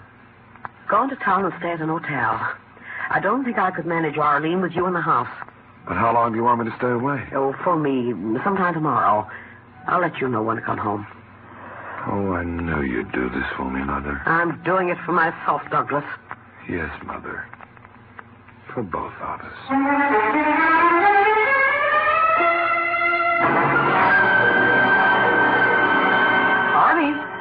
Arlene! Are you awake? What? Oh. Where is Douglas, Dr. Letitia? Did you talk to him? Yes, I talked to him. Is everything all right? It will be, child. Tomorrow. But where is Douglas? I want to see him. You're both too upset to think of any reconciliation tonight, Arlene. Now, I don't want you to meet him tomorrow looking all red-eyed and haggard from lack of sleep. I brought you a tablet I want you to take. All right. I'll take it, Dr. Letitia, and thank you for everything.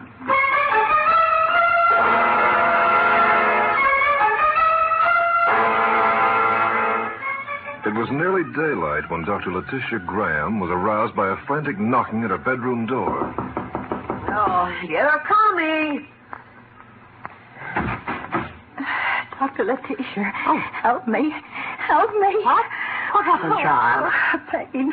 A terrible pain in my side. Here, look, it sounds like an appendicitis. Now, let me help you into the office, dear. I'll have to make an immediate examination. Now. Just lie still. I'll be as gentle as I can. But when you're holding against my nose, I can't breathe. I can't breathe. Just a little chloroform to ease the pain. You're going to be all right, Arlene. Breathe deeply, child.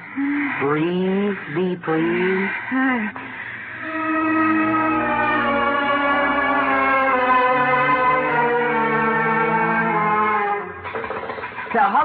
Hello. Oh, this is Dr. Graham. I want to speak to the coroner, please. An emergency. There's been an unfortunate fatality on my operating table.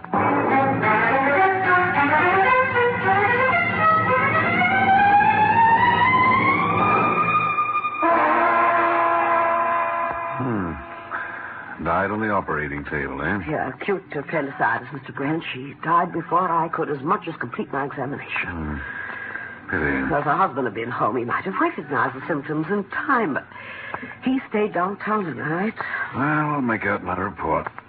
I presume you can file your report quietly, with no publicity? Under ordinary circumstances, I could, Dr. Graham, but if you'll allow me to move the body slightly... Blood. She's lying in a pool of blood. means that your diagnosis of the cause of death is open to question, Dr. Graham. This girl has been shot in the back.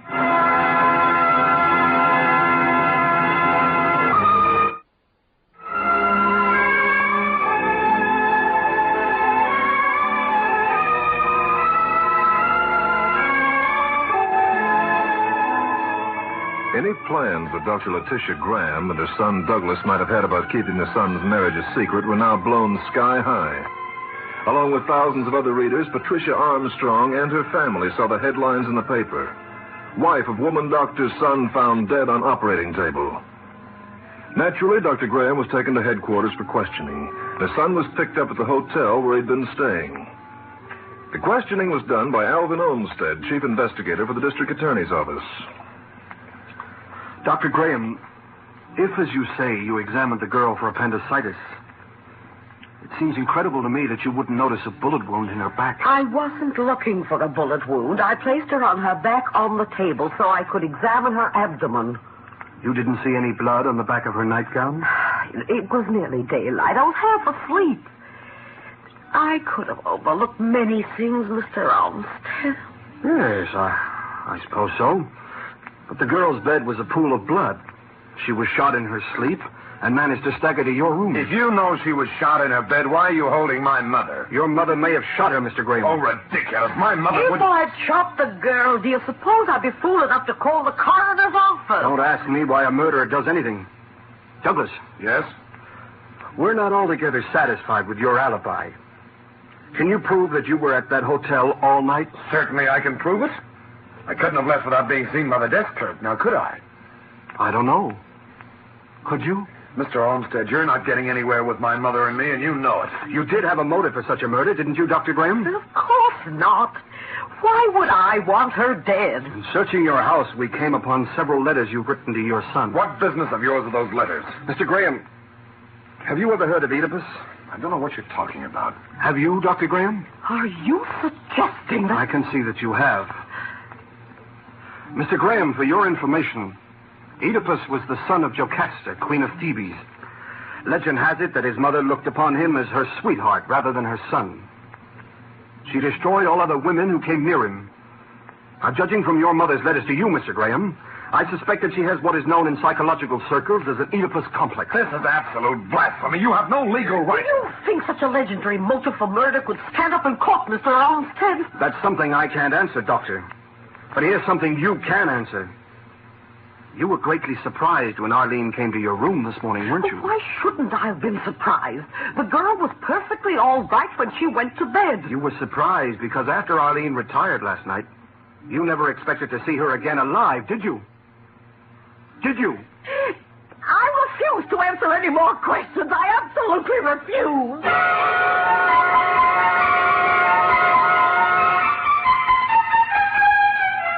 For 72 hours, Alvin Olmsted and his staff relentlessly questioned Letitia and Douglas Graham, but neither of them would make a statement.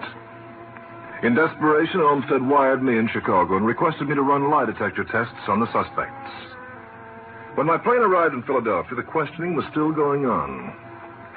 Olmsted took me into his private office to brief me on the case. Well, I gave you most of the facts on the way in from the airport, Mr. Keeler. But there are two things you might base your questions on. This report on the coroner's autopsy looks interesting to me, Olmsted. That's one of the things. The other is that we've been unable to locate the murder gun.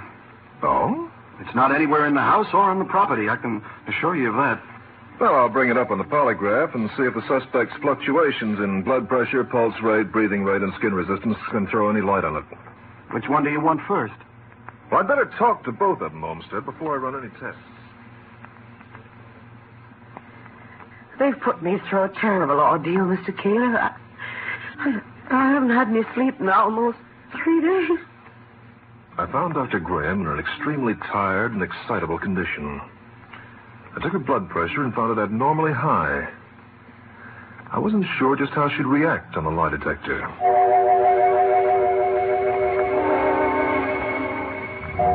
As I suspected, the moving pens which record the subject's blood pressure gave little response due to the fact that the pressure was already so high. But I was getting reactions on the other pens, the ones recording fluctuations in her rate of breathing and skin resistance.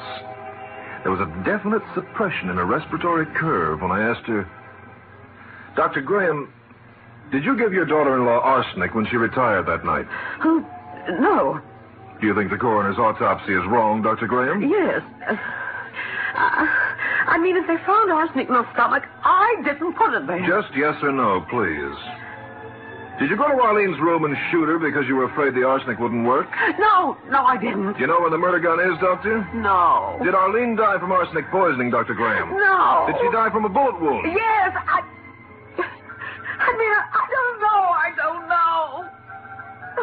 Oh, can't you see? I'm not myself. I'm tired. I'm tired now. Olmsted, I'd like to suggest that you send Dr. Graham away for some sleep. She's going to sleep. It'll have to be in a cell. Well, wherever it is, I'm sure she'll react more favorably on a polygraph if she gets some rest. What did you get so far? Well, there's no question in my mind but that she gave the girl arsenic and hoped to get a death certificate on the basis of an overdose of sleeping tablets. What about the shooting? Well, I'm equally convinced, judging from the lie detector records, that she doesn't know anything about the shooting. Why, George, this is a tough one. Yeah, I can see where it would be. If death was caused by arsenic, Dr. Graham is your murderess. But if it was caused by a bullet wound, we can only get her for attempted murder. Has the coroner's office determined which caused her death? I can't be sure. They've been doing nothing but argue among themselves about it. Well, unless they can prove the cause of death, arsenic or gunshot... Oh, don't, Keeler, don't. This whole case is driving me absolutely batty.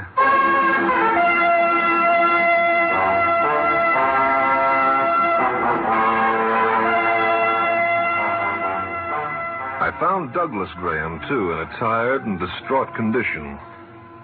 So tired that he talked rather more off his guard than he had previously.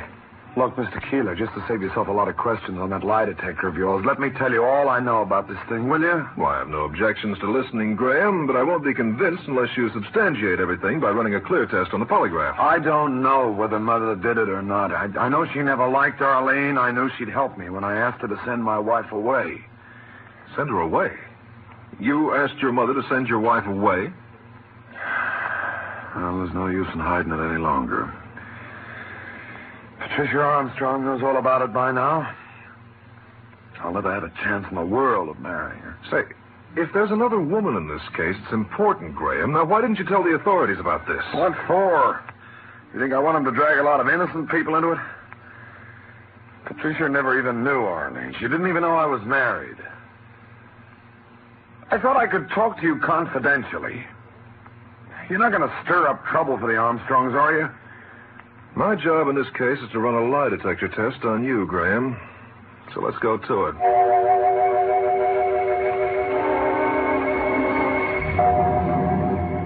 I'd hardly adjusted the polygraph apparatus for Douglas Graham's test when Inspector Olmsted rushed into the room. Good work, Keeler. Huh? Did you get something, Olmsted? As a result of that lie detector test of yours, Letitia Graham broke down. What have you done to my mother? She's in jail without bond, Douglas. Your mother signed a written confession that she gave arsenic to your wife. No. What about the shooting, Olmsted? You get on with your test of Douglas, Keeler. I think you'll find the answer to that in his lie detector records.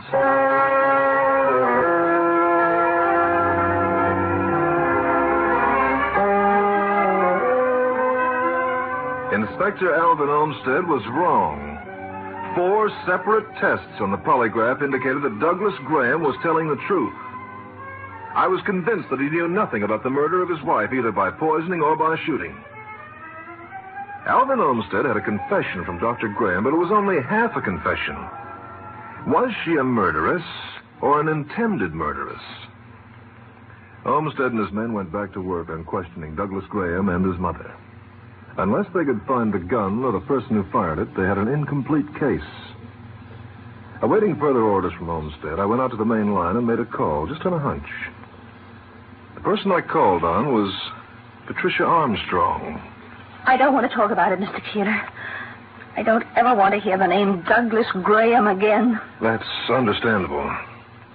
I imagine it was quite a shock to you when you found out he was married, wasn't it? I said I don't want to talk about it, please. When did you find out he had a wife, Miss Armstrong? Was it before or after she was murdered? Mr. Keeler, if you don't see fit to change the subject, I'll have to ask you to leave. Miss Armstrong, I wonder if you'd consent to a lie detector test. A lie detector test? Certainly not.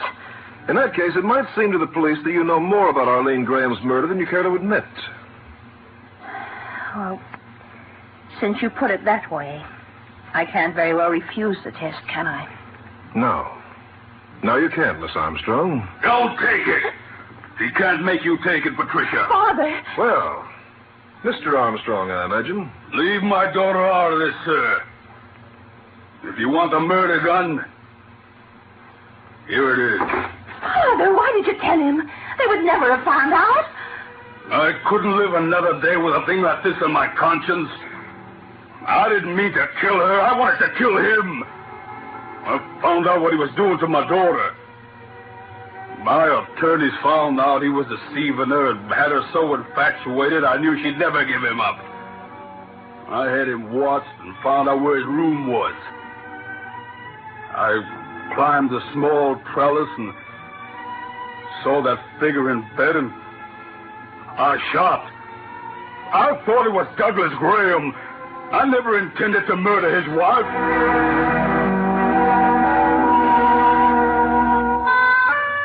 Dr. Letitia Graham and George B. Armstrong were convicted as the co-slayers of Arlene Graham. Which is the actual slayer will never be known, as even science has been unable to tell definitely whether arsenic or a bullet caused the unfortunate girl's death. In that detail, the hidden truth is still hidden. As for the philandering Douglas Graham, the cause of all this grief, his lie detector record held up in court. There was no evidence upon which to convict him of any crime.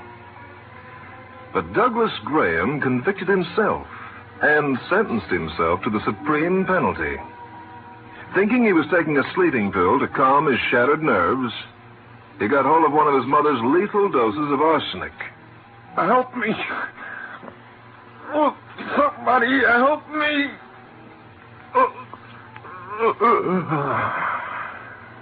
Perhaps his mother's strange, complex call from the world beyond. Perhaps her overwhelming complex ruled her son's destiny even unto death.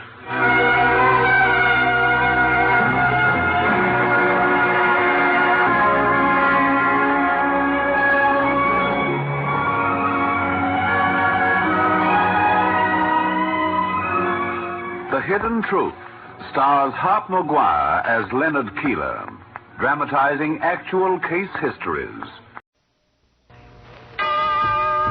The truth,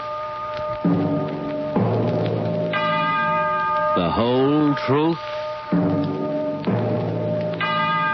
nothing but the truth, the hidden truth.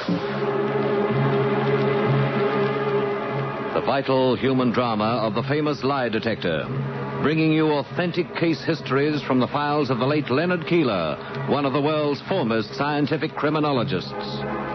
Mr. Keeler's real-life part is played by Hart Maguire, who reveals from week to week some of the most baffling human dramas of our times. The Hidden Truth.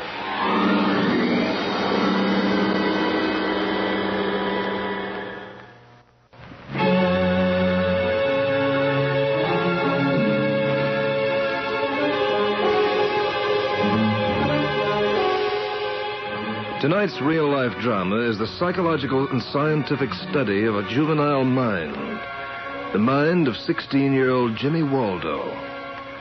Through recorded reactions of blood pressure, pulse rate, rate of respiration, and skin resistance, the polygraph, or so-called lie detector, looked into Jimmy Waldo's mind.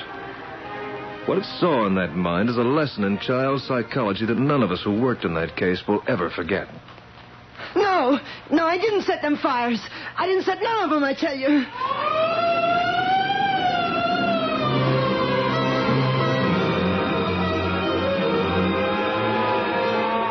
Jimmy Waldo lived with his hard-working parents in a community of steel workers in an Indiana city. Since his father worked at the blast furnaces all day and his mother was employed at a local bakery, young Jimmy Waldo spent a great deal of his time without parental supervision. From 9 to 3 each day, he attended school, but the rest of the time weighed heavily on his hands. We first find Jimmy standing among the crowd at a scene of a burning house, a house just 3 blocks away from his own. Here they come. Here come the engines, but they'll never put it out. The flames are too high. Hey, hurry up, and the ladder, man. It's a moving truck on the 3rd floor.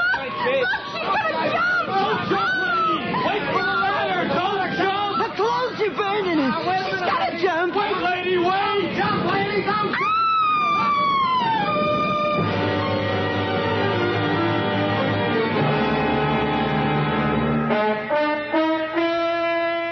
Mrs. Margaret Tomasello died in that fire. Her clothes ablaze, she jumped 3 stories to the concrete sidewalk, her flaming corpse making its own funeral pyre. Daniel Tomasello, the victim's husband, screamed murder to the local fire authorities. Look, there was nothing wrong with that furnace. I checked it the last thing before I left the house. Somebody started that fire, I tell you. The basement window was broken, wasn't it? Somebody threw in some burning rags or something. Somebody murdered my wife. Well, with the exception of that broken window, all evidence has been destroyed, Mr. Tomasello. It seemed to be a flash fire. No chance to save anything. Look, I know somebody broke that window and started the fire. Somebody murdered my wife. Uh-oh. There goes another alarm. We'll have to take this up later, Mr. Tomasello. I'll make him a pay. Whoever murdered my wife, I'll make him a pay. Hey, this alarm, it came in from District 2. Right in your neighborhood, Mr. Tomasello. This thing is getting to be a habit. It's a firebug. There's a firebug loose around here, and you got to find him before he kills everybody.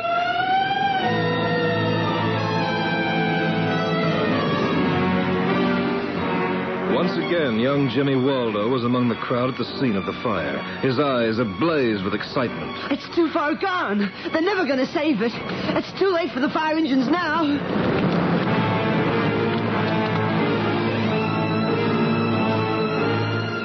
The second house, too, was a total loss. It seemed to be a flash fire that consumed the small frame building before the fire engines reached the scene. But those 2 fires were only the beginning. During the next 3 days, Jimmy Waldo's neighborhood was a nightmare of shrieking sirens and roaring engines as fire after fire was reported. There go the fire engines again. That's the 7th fire in 3 days.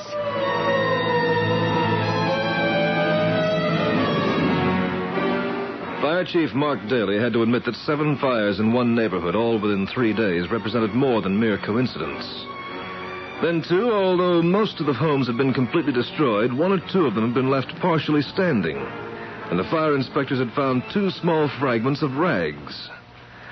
Fire Chief Mark Daly delivered these 2 small bits of evidence to Bennett Walsh, Chief Inspector of the Arson Detail.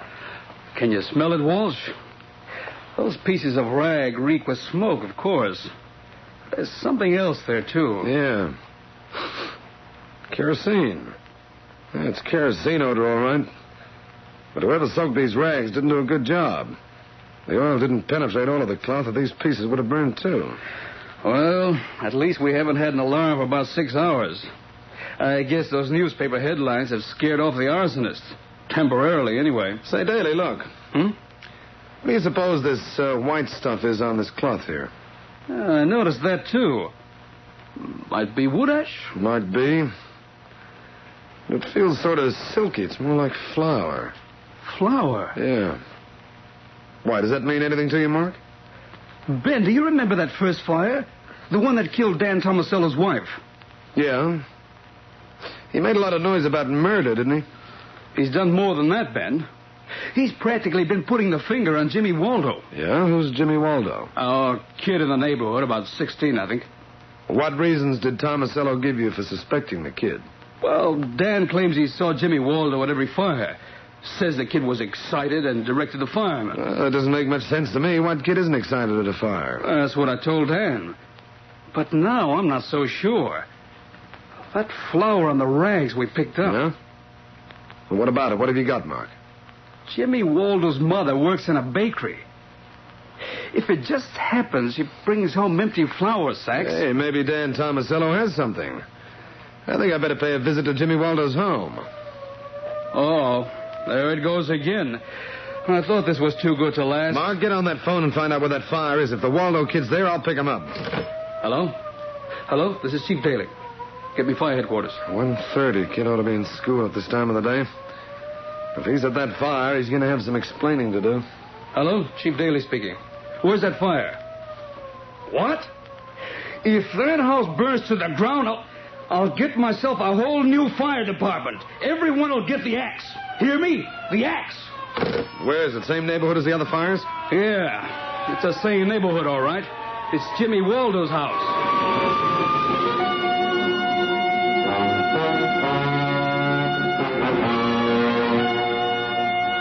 Young Jimmy Waldo was a very frightened boy as he was taken into the office of Bennett Walsh, Chief Inspector of the Arson Detail. Young Jimmy was frightened, but extremely defiant. What do you want with me? I don't know nothing about them fires. Everybody's saying I started them, but I don't know nothing about them. Sit down, Jimmy. Do you think I'd set fire to my own house? Do you think I'd do that? I'm not sure, Jimmy. Did you start the fire in your attic? No, I did not. What would I want to do that for? Oh, possibly because your mother stored a lot of empty flour sacks in the attic, Jimmy. Sure she did. She was always bringing them home to make kitchen curtains and things. Jimmy, after you read about the fires being started with flour sacks dipped in kerosene, maybe you didn't want anyone to find those flour sacks in your attic. Sure. Sure, I read about it. But that don't mean nothing to me. Other people have flour sacks, don't they? Yes, I suppose so, but I think it might be more than coincidence that we found an empty kerosene can in your basement, don't you? I never touched that kerosene can. Pop uses it to fill the lamps when the electricity is off during thunderstorms. The electricity's always going off during thunderstorms. Yes, I know, Jimmy, I know. I learned from your father that he filled that kerosene can about 3 days ago. Before the first fire. I don't know nothing about what went on in the basement. I hardly ever go down there. Tell me, Jimmy, at 1:30 yesterday afternoon when that fire was discovered in your attic, where were you? I was in school. I'm always in school at 1:30. No, that won't do any good, son. You might have known we'd check the school. You were hanging out at Marty's pool room, and you know it. Well, what if I was? You're trying to frame me for them fires. You lied to me about school, didn't you? I hate school. Them teachers are always picking on me. I wouldn't go at all if the truant officer wasn't always sticking his nose into my business. Your folks haven't the time to handle you, son. Someone has to look after your welfare. Leave my old man and old lady out of this. Hey, if my old man knew so much about that kerosene can, how come you ain't got him in here? You young rat. You trying to blame your own father for crimes that you committed? For your information, your father was at work at the time every one of those fires started. And so was your mother. They're working to give you an education and see that you get a start in life. And you show your gratitude by hanging out at pool rooms and trying to burn up the neighborhood. I didn't burn nothing. You're just like the teachers. Everybody's always picking on me. Look, Jimmy, look. Look at this cigarette lighter. Hey, put that out. Put that lighter out. You can't look at it, can you, Jimmy? You don't dare look at that flame. I seen enough flame. I seen people jumping out of windows and getting killed. I don't want to see no more flames. I don't want to ever see no more flames. All right. It's out. But this cigarette light is a test, Jimmy. A psychological test. And you reacted just the way I thought you would. Huh? What do you mean, psycho? I don't understand none of that stuff. I do, Jimmy. We found out long ago that an arsonist can't look at a flame without giving himself away by the wild gleam in his eye. You're a psychopathic, Jimmy. No, I ain't. I ain't. You're a firebug, Jimmy. And we have jails in this state where we lock up kids like you for a long, long time. You might even get a death sentence.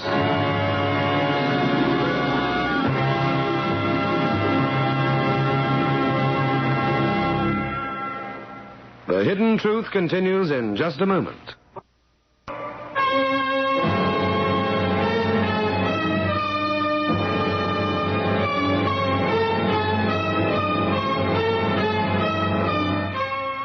an empty kerosene can in the basement, flour sacks in the attic, and oil stains and flour streaks on the basement floor. This was the overwhelming evidence that influenced the jury in 16-year-old Jimmy Waldo's conviction as a diabolical firebug. An arsonist who started 7 fires in his own neighborhood, one of which resulted in the death of Margaret Tomasello.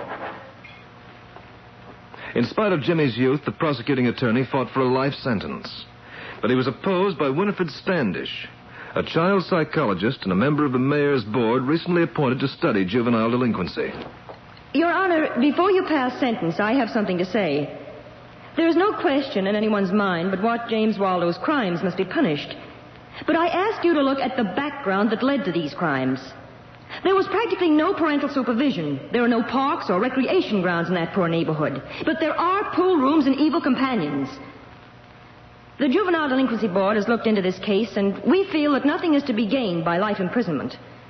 We feel that under proper supervision, James Waldo's life might be salvaged. And we ask that he be committed to a home for juvenile delinquents, where the members of the board can keep him under constant observation.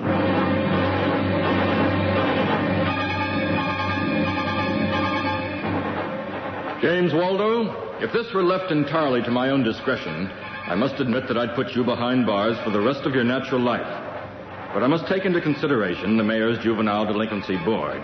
And against my better judgment, I commit you to the State Reform School under the supervision of Mrs. Winifred Standish and the members of her board.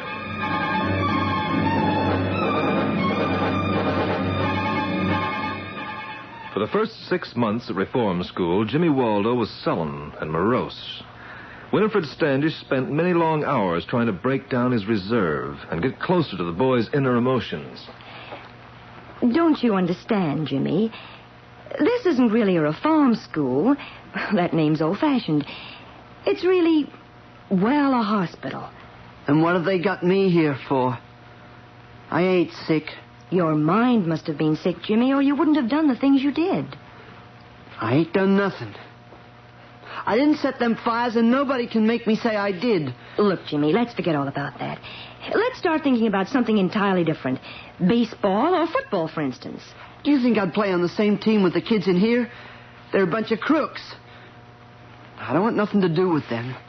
Oh, Jimmy Waldo, I'm afraid you're your own worst enemy. The boys at the school you used to attend weren't a bunch of crooks, but you didn't get along with them either. I'd get along with them if I had another chance. I didn't know when I was well off. If I'd have stuck with them kids at school instead of hanging around with them pool players, I wouldn't have been blamed for everything that happened. I knew them guys were no good, but I didn't have sense enough to stay away from them. You mean you'd like another chance to go back to parochial school? Sure I would. I'd show them. I'd show everybody they was wrong about me. Well, Jimmy, it'll be a difficult job to convince the mayor that you're worth a chance. Perhaps if you behave here for another 6 months and try to be cooperative and make friends... I'll do it. I'll get along swell, Mrs. Standish. I'll do anything you say if I just get a chance to make good back in my old neighborhood.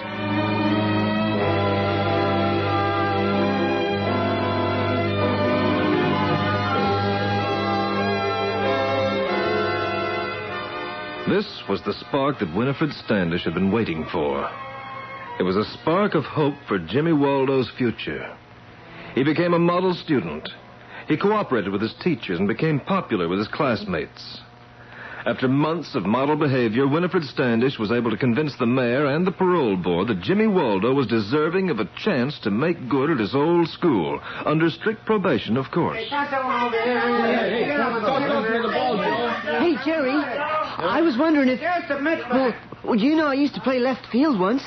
I wonder if I can try out for the team again. Huh? What do you take us for? You think we want to play baseball with a firebug?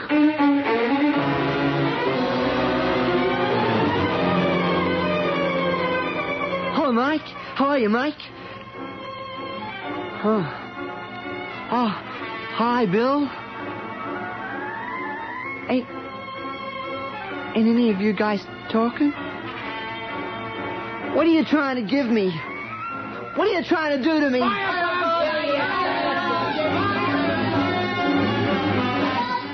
Okay, I'm a firebug.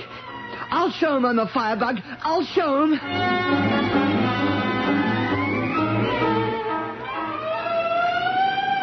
Look at that blaze. It's a school. It's a parochial school. Hey, that's a terrific fire. They'll never be able to save that building.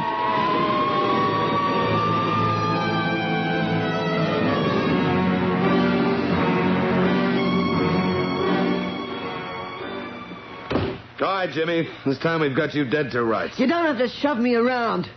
I showed him, didn't I? I showed him. Shut up and sit down. Quit shoving me. Look at him, Mrs. Standish. Take a good look at him. There's the kid you and your mayor's board have been spending the taxpayers' money on. Jimmy, answer me truthfully. Did you start that fire? Did you try to burn up the school? Sure I did it, and I'm glad I did it. They had it coming to them, didn't they? I'll show them nobody can kick me around and call me a firebug. Oh, I'm beginning to understand. Mr. Walsh, I wonder... Whatever it is, no, Mrs. Standish. This time no board of crackpots is going to keep him out of the pen where he belongs. Go ahead. Send me to the pen. What do I care? Mr. Walsh, doesn't it occur to you as rather strange that Jimmy would so readily admit starting his school fire and still deny having started the ones you convicted him of? What's strange about it? I didn't set them other fires. I didn't. Shut up, you. I don't see what those other fires have got to do with this, Mrs. Standish. He was convicted, and that's that. Oh, no, it isn't. If it can be proved that Jimmy Waldo had nothing to do with those other fires, I think it'd be quite apparent to everybody that this school fire is the court's responsibility. What? If Jimmy was sent to reform school for something he didn't do, the court is responsible for the brand his schoolmates have placed upon him, the brand of firebug. My committee feels that we should do everything possible to clear up all doubt about those other fires. For that reason, we'd like to have Jimmy take a deception test at the Keeler Laboratories before he's brought to trial for this school fire. You mean lie detector? Well, it's all right with me, but I'm convinced the kid isn't worth it. I can't for the life of me understand why you women waste so much time on these hopeless incorrigibles. Perhaps it's because you aren't a woman, Mr. Walsh.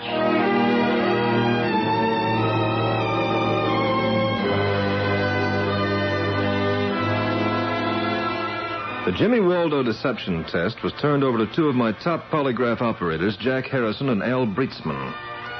Each operator tested the boys separately, and each brought in a clear record. We were all convinced that Jimmy reacted normally on the polygraph, and that he'd been falsely convicted of setting the original fires, and through this false conviction had been jibed and taunted by his classmates into setting the school fire.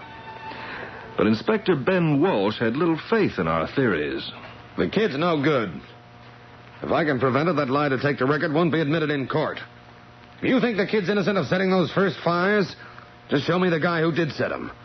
If you can get a confession out of somebody else, I'll be ready to admit I'm wrong about the kid. And not before. Here was a challenge I couldn't afford to ignore. The reputation of the polygraph was at stake, as well as the reputation of the mayor's board for the study of juvenile delinquency. I reviewed the case from the beginning. The whole thing looked hopeless, but I couldn't afford to leave a stone unturned. I talked with everyone I met in Jimmy's neighborhood, and it was there that the first ray of hope manifested itself. Oh, yeah. It was Dan Tomasello's house that was the first to go. Oh, it was a terrible thing, the way his wife jumped out of the window with all the clothes burning. Tomasello. Where's he living now? Oh, he moved away from here. He's living over on Sand Street. He's married, you know. 6 months ago, he found himself another wife. Ah. Well, I suppose a man can remarry within a few months after his wife's death, but it's the exception rather than the rule. I was working on a very thin hunch, but I decided to look Tomasello up. There was no one at home when I called at his new house, but I met the mailman coming up the steps. Hello, this is Daniel Tomasello's house, isn't it? Yeah, sure it is. And you'll never find them home this time of the day. They're at the track practically every afternoon. The track?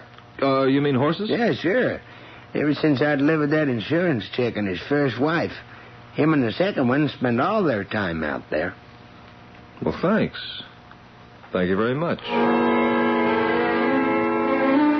The hunch grew stronger now. Tomasello's wife had been insured. His marriage so soon after her death, his afternoons at the track. I polled the insurance companies and found the agent who had paid his death claim. Well, this is a very unusual request, Mr. Keeler, but naturally, if your plan works, it will interest my company very much. It's worth a try, anyway. Now, I'll take care of the details if you get in touch with Tomasello and have him come to your office. All right. I'll tell him I want to talk to him about his claim. If he thinks there may be some more money coming to him, he'll be glad to come in. At what time do you want him? Oh, let's make it about 11 o'clock tomorrow morning.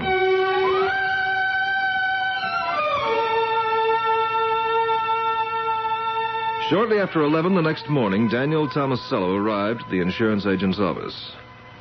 He was asked to wait for a while, then ushered into a small client's interviewing room. Dave, what's that smell in here? Something burning. What's this stuff on the table? Hey, what are they trying to do? They know. Let me out of here! Let me out of here! That smell was a piece of flour sack dipped in kerosene and burning in an ashtray. The stuff on the table Daniel Tomasello referred to was a pile of flour sacks and a can of kerosene. Look, I can't stand it. I told you I did it. I told you, didn't I? Shut up and stop blubbering. I want the whole story right from the beginning. Well, it was Rosie, my new wife. She wanted me to do it so we could have the money. So you set fire to your own house while your wife was asleep. Murdered her so you and this Rosie could collect on her insurance. Yes, I told you. Now let me alone. Keeler, you sure turned something up here. Tell me, Tomasello, what gave you the idea of using the Waldo house to soak your rags, huh? Well, nobody was ever home there. Jimmy was always hanging around the pool rooms. It was easy to make them think he did it. Yeah. Yeah, it was easy, all right. You planted all that evidence in Jimmy's basement and then set a whole series of fires in the neighborhood. Well, you certainly succeeded in taking suspicion away from yourself and throwing it all on Jimmy, didn't you, Dan? Look, you don't have to ask me nothing more. You know everything now. Let me alone. I should have smelled a rat when Tomasello was so anxious to turn young Waldo in as a firebug. I guess no one can be perfect, Keeler.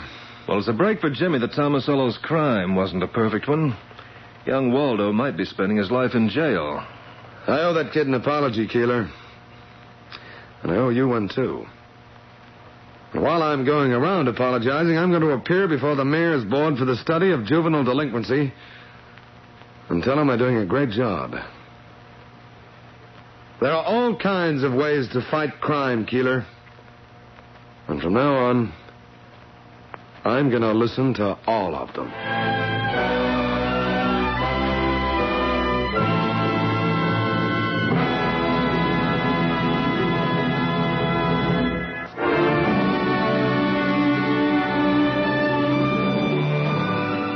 The Hidden Truth stars Hart McGuire as Leonard Keeler, dramatizing actual case histories.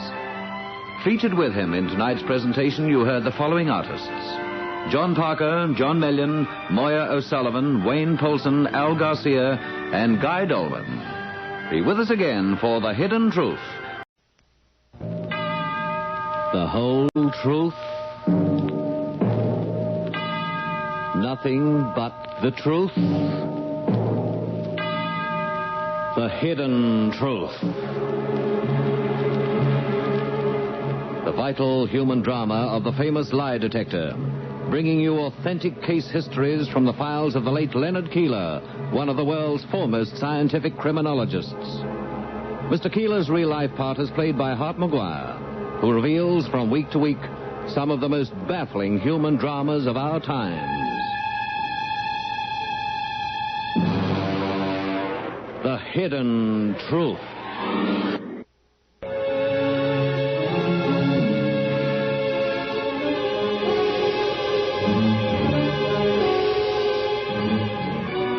A few years ago, a slight, sandy-haired little man named Stuart Hall was seated at the desk of Detective Sam Drake of the Los Angeles Bureau of Missing Persons. Mr. Hall was considerably shaken, and from time to time he seemed about to faint, but gradually, after many stops and starts, Drake drew the story out of him. Mrs. Henrietta Hall, age 46, had disappeared from their ranch home in the nearby community of Burbank at 9:30 p.m. 2 nights before. Like her husband, she was quite small, weighing about 96 pounds. Only 96 pounds, eh, Mr. Hall? Why, she might have just evaporated. Mr. Drake, if you see fit to make a joke of this matter... Oh, not at all. My apologies, Mr. Hall. Go ahead. As far as her husband knew, Henrietta Hall had taken nothing with her except her purse containing a small sum of money. He couldn't think of any reasons that might have prompted her to leave. Drake noticed Hall's haggard, hollow-eyed appearance and realized the little man was genuinely concerned. I haven't slept for 2 nights. Oh, I should have come here after I discovered she was gone, but I was hoping she'd return and there wouldn't be any scandal. Scandal? I mean, my family's never had its name in the paper. And... Sure. I understand how you feel about it. But sometimes the papers are a big help. Many a missing person has been located through the press, you know. I suppose so. Oh, I was foolish not to have come here sooner, but just not myself. Mr. Hall, I'd suggest that you let me handle it from now on. You just go home and try to relax. I'll call on you when I need you. All right. But don't hesitate to call on me, Mr. Drake. I want to cooperate in every way. If anything happens to Henrietta, I'll never forgive myself. Sam Drake checked the details of his report once more, then picked up his telephone. Mrs. Drake, got an assignment for you. I want you to round up all the newspaper reporters assigned to this division. Yeah, that's right. Got a case for him to shoot the works on. Rush it, will you? Again, Sam Drake went over his report. He'd heard of Stuart Hall, in spite of his slight, nondescript appearance. Hall was a man of considerable means and influence in the Burbank ranch community in which he lived. Hall was a successful nurseryman, enjoyed a clean reputation among his neighbors. He'd been married to Henrietta for 25 years, and it seemed strange that she should, of her own free will, walk out on her home and husband. There's something here that doesn't meet the eye. Drake walked into the teletype room, and his report went out over the machines. The Los Angeles Bureau of Missing Persons was in action.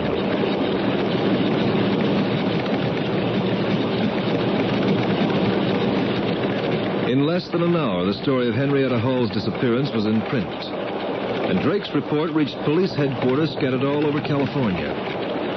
Apparently, however, there was one person who hadn't seen the newspapers. About an hour and a half after Stuart Hall had left, a pretty girl about 20 years old called at Sam Drake's office. Yes? What can I do for you? I couldn't put it off any longer. If Father isn't going to report Mother missing, I will. All right, let's have it. Mother's name, please? Henrietta Hall. What? Just a minute. What's your name? Susan Hall. 2 nights ago, my mother left the house and no one's seen her since. I tried to get Father to report it, but... Your father has reported it, Susan. Oh. Well, then you know all about it? Everything except what's happened to her. What do you think happened to your mother, Susan? She wouldn't have walked out on Dad without telling me. I know she wouldn't. You seem pretty positive about that. I am positive. In 2 weeks, my brother Ralph is due home from Japan. He's been in the Army of Occupation over there, and Mother's been getting ready for his homecoming. I'm positive that a team of wild horses couldn't have dragged her away with Ralph coming home. Yes, that does make a lot of sense, doesn't it? Susan, you mentioned that your mother wouldn't walk out on your dad at this time. Have there been times when she might have walked out on him? I mean, have your mother and Dad ever discussed divorce? Oh, yes, they did. Oh? I think Mother even went to a lawyer once. What was the trouble between them? I guess it was Ralph and me. Dad's always been pretty strict with us. Oh, he didn't mean to be. It's just his way. No one could want a better father. But Mother often gave us permission to do something that Dad had refused to let us do. Mother was always pretty easy with us, and when it made Dad furious sometimes, it just started them arguing. Mm-hmm. How long ago did your mother see her lawyer? Oh, a long time ago. About 5 or 6 years, I think. Before Ralph went into the Army. 5 or 6 years? Well, an argument that long ago couldn't have had much bearing on what happened 2 nights ago. I don't believe my mother went away by herself, Mr. Drake. I can't believe it. Well, why not? She was deathly afraid of the dark. She never left the ranch alone at night unless she drove. She has her own car, but it's still in the driveway, just where she left it that afternoon.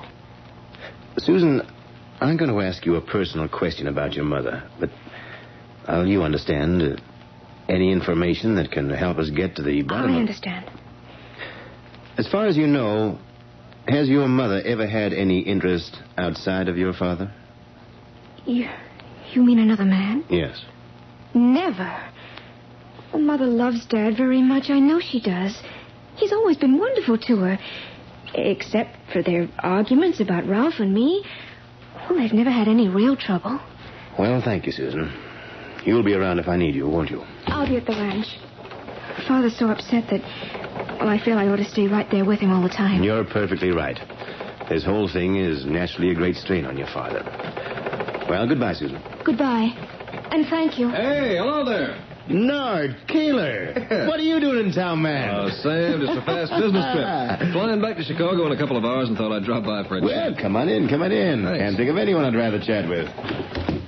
I see by the papers you got another big one on your hands, Sam. Yeah. Wish I knew just how big. Hey, how do you happen to be in town in the case without my knowing anything about it, huh? Not a case, Sam. I said business. Oh? Managed to interest the DA's office in that lie detector of yours? Well, enough so that he's sending some of his top men to my Chicago polygraph school to learn to operate the machine. Well, good for the DA. Yeah. But why shouldn't he be interested anyway? You've proved 1,000 times what a great job that machine can do. Say, when did you say your plane leaves? In a couple of hours. 2 hours. Have you got a polygraph machine with you? Well, I left one at the DA's office for them to experiment with, but what's in your mind? Come on. We pick it up and run over to Burbank. Hey, now, wait a minute. Who's the subject? Stuart Hall. It'll save us a lot of time if we can be sure he's given us a straight story. Oh, I read his story in the paper. You got reason to doubt it? Oh, just a slight one. But so far, this thing makes very little sense. She was looking forward to her son's arrival from Japan, and yet she's gone. She's a woman of means, yet she pulls out with nothing but a few dollars in her purse and the clothes in her back. Have you an answer to it, Nard? Well, it would help to be sure her husband's telling the truth, now, wouldn't it? It would. Are you with me, Nard?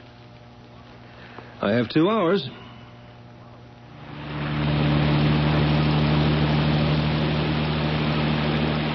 Sam Drake and I picked up the polygraph at the district attorney's office and drove out to Burbank. As we drove up to the house itself, we saw a typically Californian ranch dwelling, long, low, trim, and glittering white.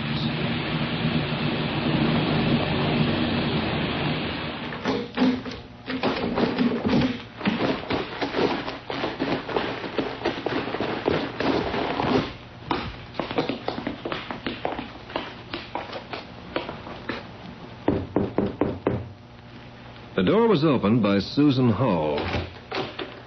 After the introduction was over, Drake said, Mr. Keeler and I would like to talk to your dad, Susan. Well, he's terribly sick and upset.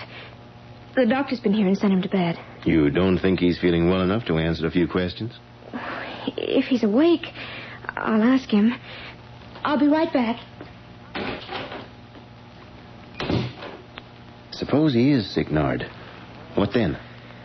Well, I might get a mass reaction. A mass reaction? Yeah, he might be too emotionally upset to give us a representative reading on the polygraph. You know, fluctuations in his blood pressure, pulse rate, rate of breathing, and skin resistance. Well, they might be all jumbled up due to his illness, his genuine grief and concern over his wife's disappearance. Mm-hmm. Might be better to wait until Hall's in a more normal condition, Sam. What about that plane of yours? Well, I see a phone over there. You want me to stick around? I sure do. Until we can make some sense out of this thing. All right. I'll call the airport and cancel. Well, what about it, Susan? How is he? I don't think you better try and see him now, Mr. Drake. Dad's not asleep, but, well, he's twisting and turning something awful, and he's shivering all over. What do you think, Nard? Some of the time, Sam, I think Miss Hall's right. We'd better let her father get some rest. All right, Susan. We'll be back in the morning. Oh, Mr. Drake. Yes? I just found something in my mother's room that puzzles me. Why, what have you there? It's my mother's upper plate, and, well, that's what worries me. Mother was always terribly self-conscious about her mouth, and she wouldn't dream of going anywhere without this. Susan, do you think your mother has a substitute plate? Another one just like this? Well, she might have, but I hardly think so. Have you told your dad about this? Oh, no. Oh, no, I didn't want to distress him any more than I can help. You're perfectly right. Don't say a word to him about it. He seems to be having trouble enough as it is. Well, we'll be back in the morning, Susan. Goodbye, Miss Hall. Goodbye, Mr. Keeler. Getting warm, Sam? Warm? Sizzling, Nard, sizzling. Stuart Hall told me his wife was around the house all day. And he didn't miss her until 9:30 that night. Unless she has another one, that denture on her table means that she'd retired for the night. Yeah, sounds logical. She probably had no intention of leaving the place. I don't think Henrietta Hall ever did leave the place, Nard. Not alive, anyway.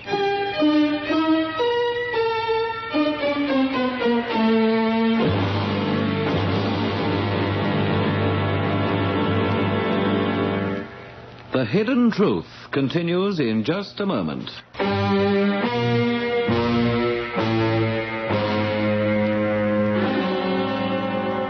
After leaving the Hall Ranch in Burbank, we made one stop to call the airport and cancel my plane reservations.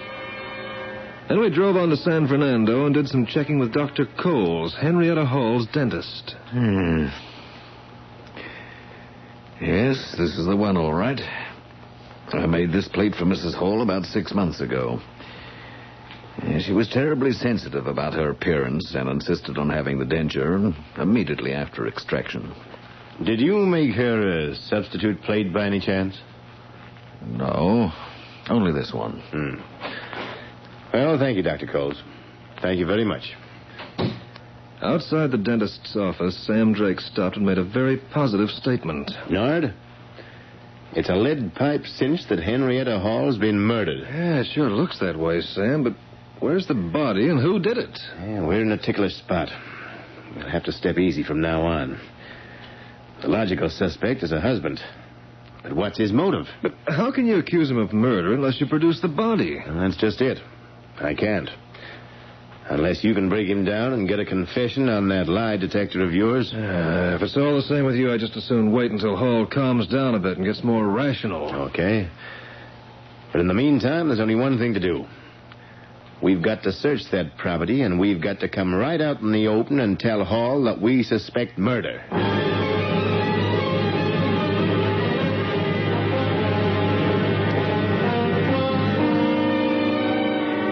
The next morning, Sam Drake and I called on Stuart Hall again. Sam was determined to see him in spite of his illness. We found him still in bed, but sitting up and reasonably composed. If we expected to find any signs of guilt when Sam told Hall his suspicions, we were disappointed. There was no sign of guilt. Only shock and dismay. If you think Henrietta's been murdered, well, naturally I want to do everything I can to help you find her killer. I'll take the whole ranch apart if you want to. It hasn't been worth a hoot to me ever since Henrietta disappeared. Oh, wait a minute.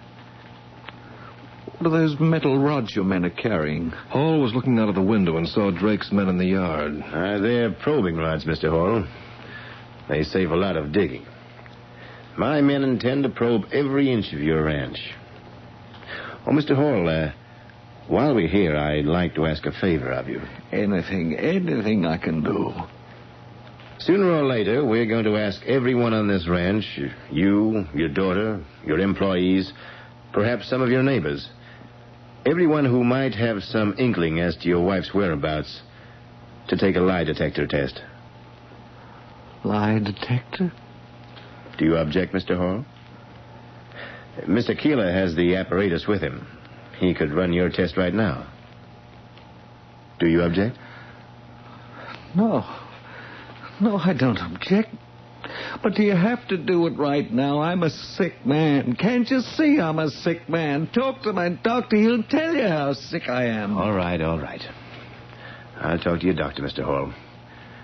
And just as soon as he thinks you're in condition, I'm going to insist that you cooperate. I'll cooperate. I want to cooperate, but I'm a very sick man.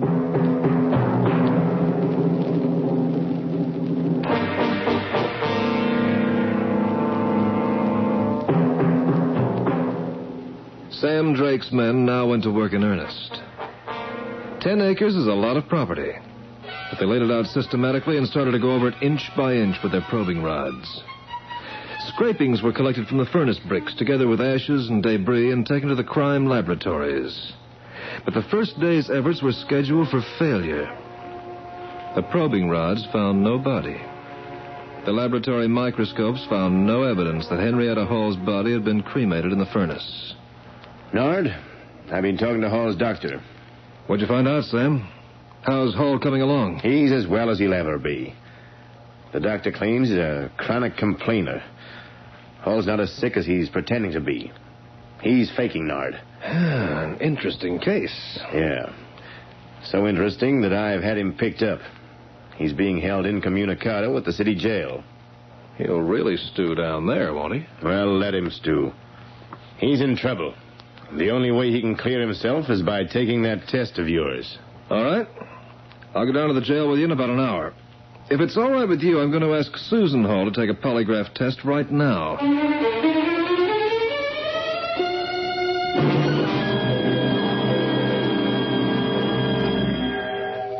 I won't answer any more questions, Mr. Keeler. I won't.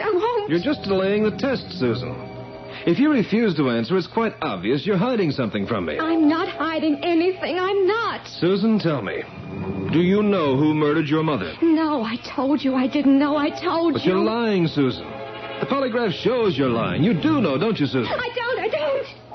You brought your mother's denture to Mr. Drake just to throw suspicion on your father, didn't you? Dad did kill her. Who else would?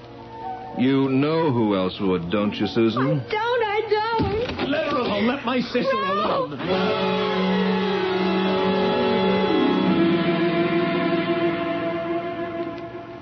Well, Ralph, you got back from Japan sooner than anyone expected, didn't you? I got back 4 days ago. I know. I read about it in the paper. Changed your orders, didn't they? He knows, Ralph. He couldn't make me tell him, but that lie detector, he knows. You shouldn't have tried to make him blame Dad, Susie. I know what you were trying to do, but they've got Dad in jail. We can't let them do that. But Ralph, oh, Ralph. It's no use. I could never live with it anyway. Nobody could live with it. It keeps coming back to me. It won't go away. It keeps coming back to me. Coming back.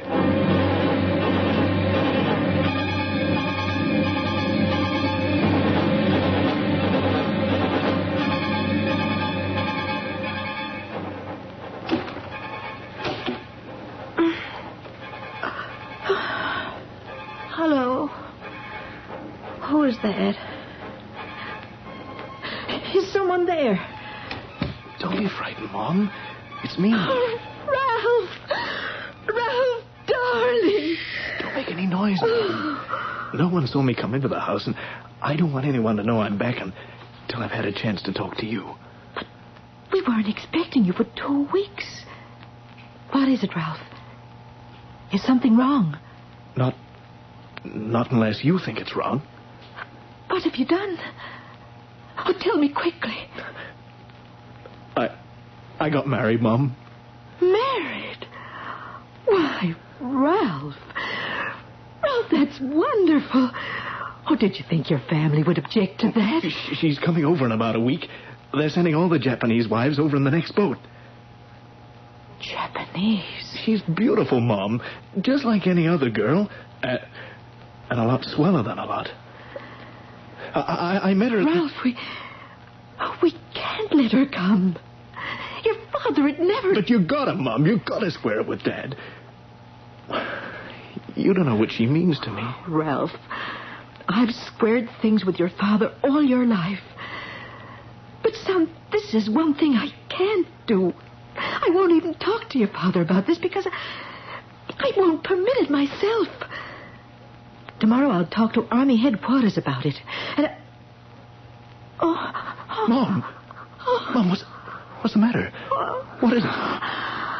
We won't accept her here, Ralph. I know it's hard for you to understand, but someday you'll thank me for this.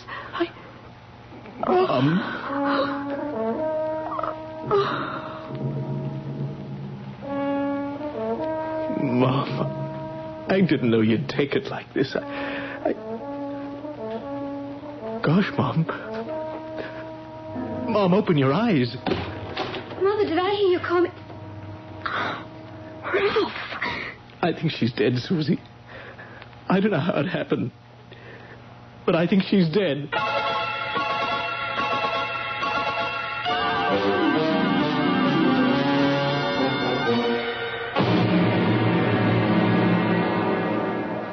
Where is your mother now, Ralph? In the big greenhouse, buried under the middle bench. It took me all night. I wanted Dad to think she'd gone away. Shock might have killed him, too. And I didn't want to lose Dad as well. Oh, Ralph. I know you think I killed her, Susie. And you try to protect me. But I didn't kill her. I didn't. I think she was so stunned at my coming home and being married. I mean, her heart must have just... Oh, I want to believe you, Ralph. I want to believe you.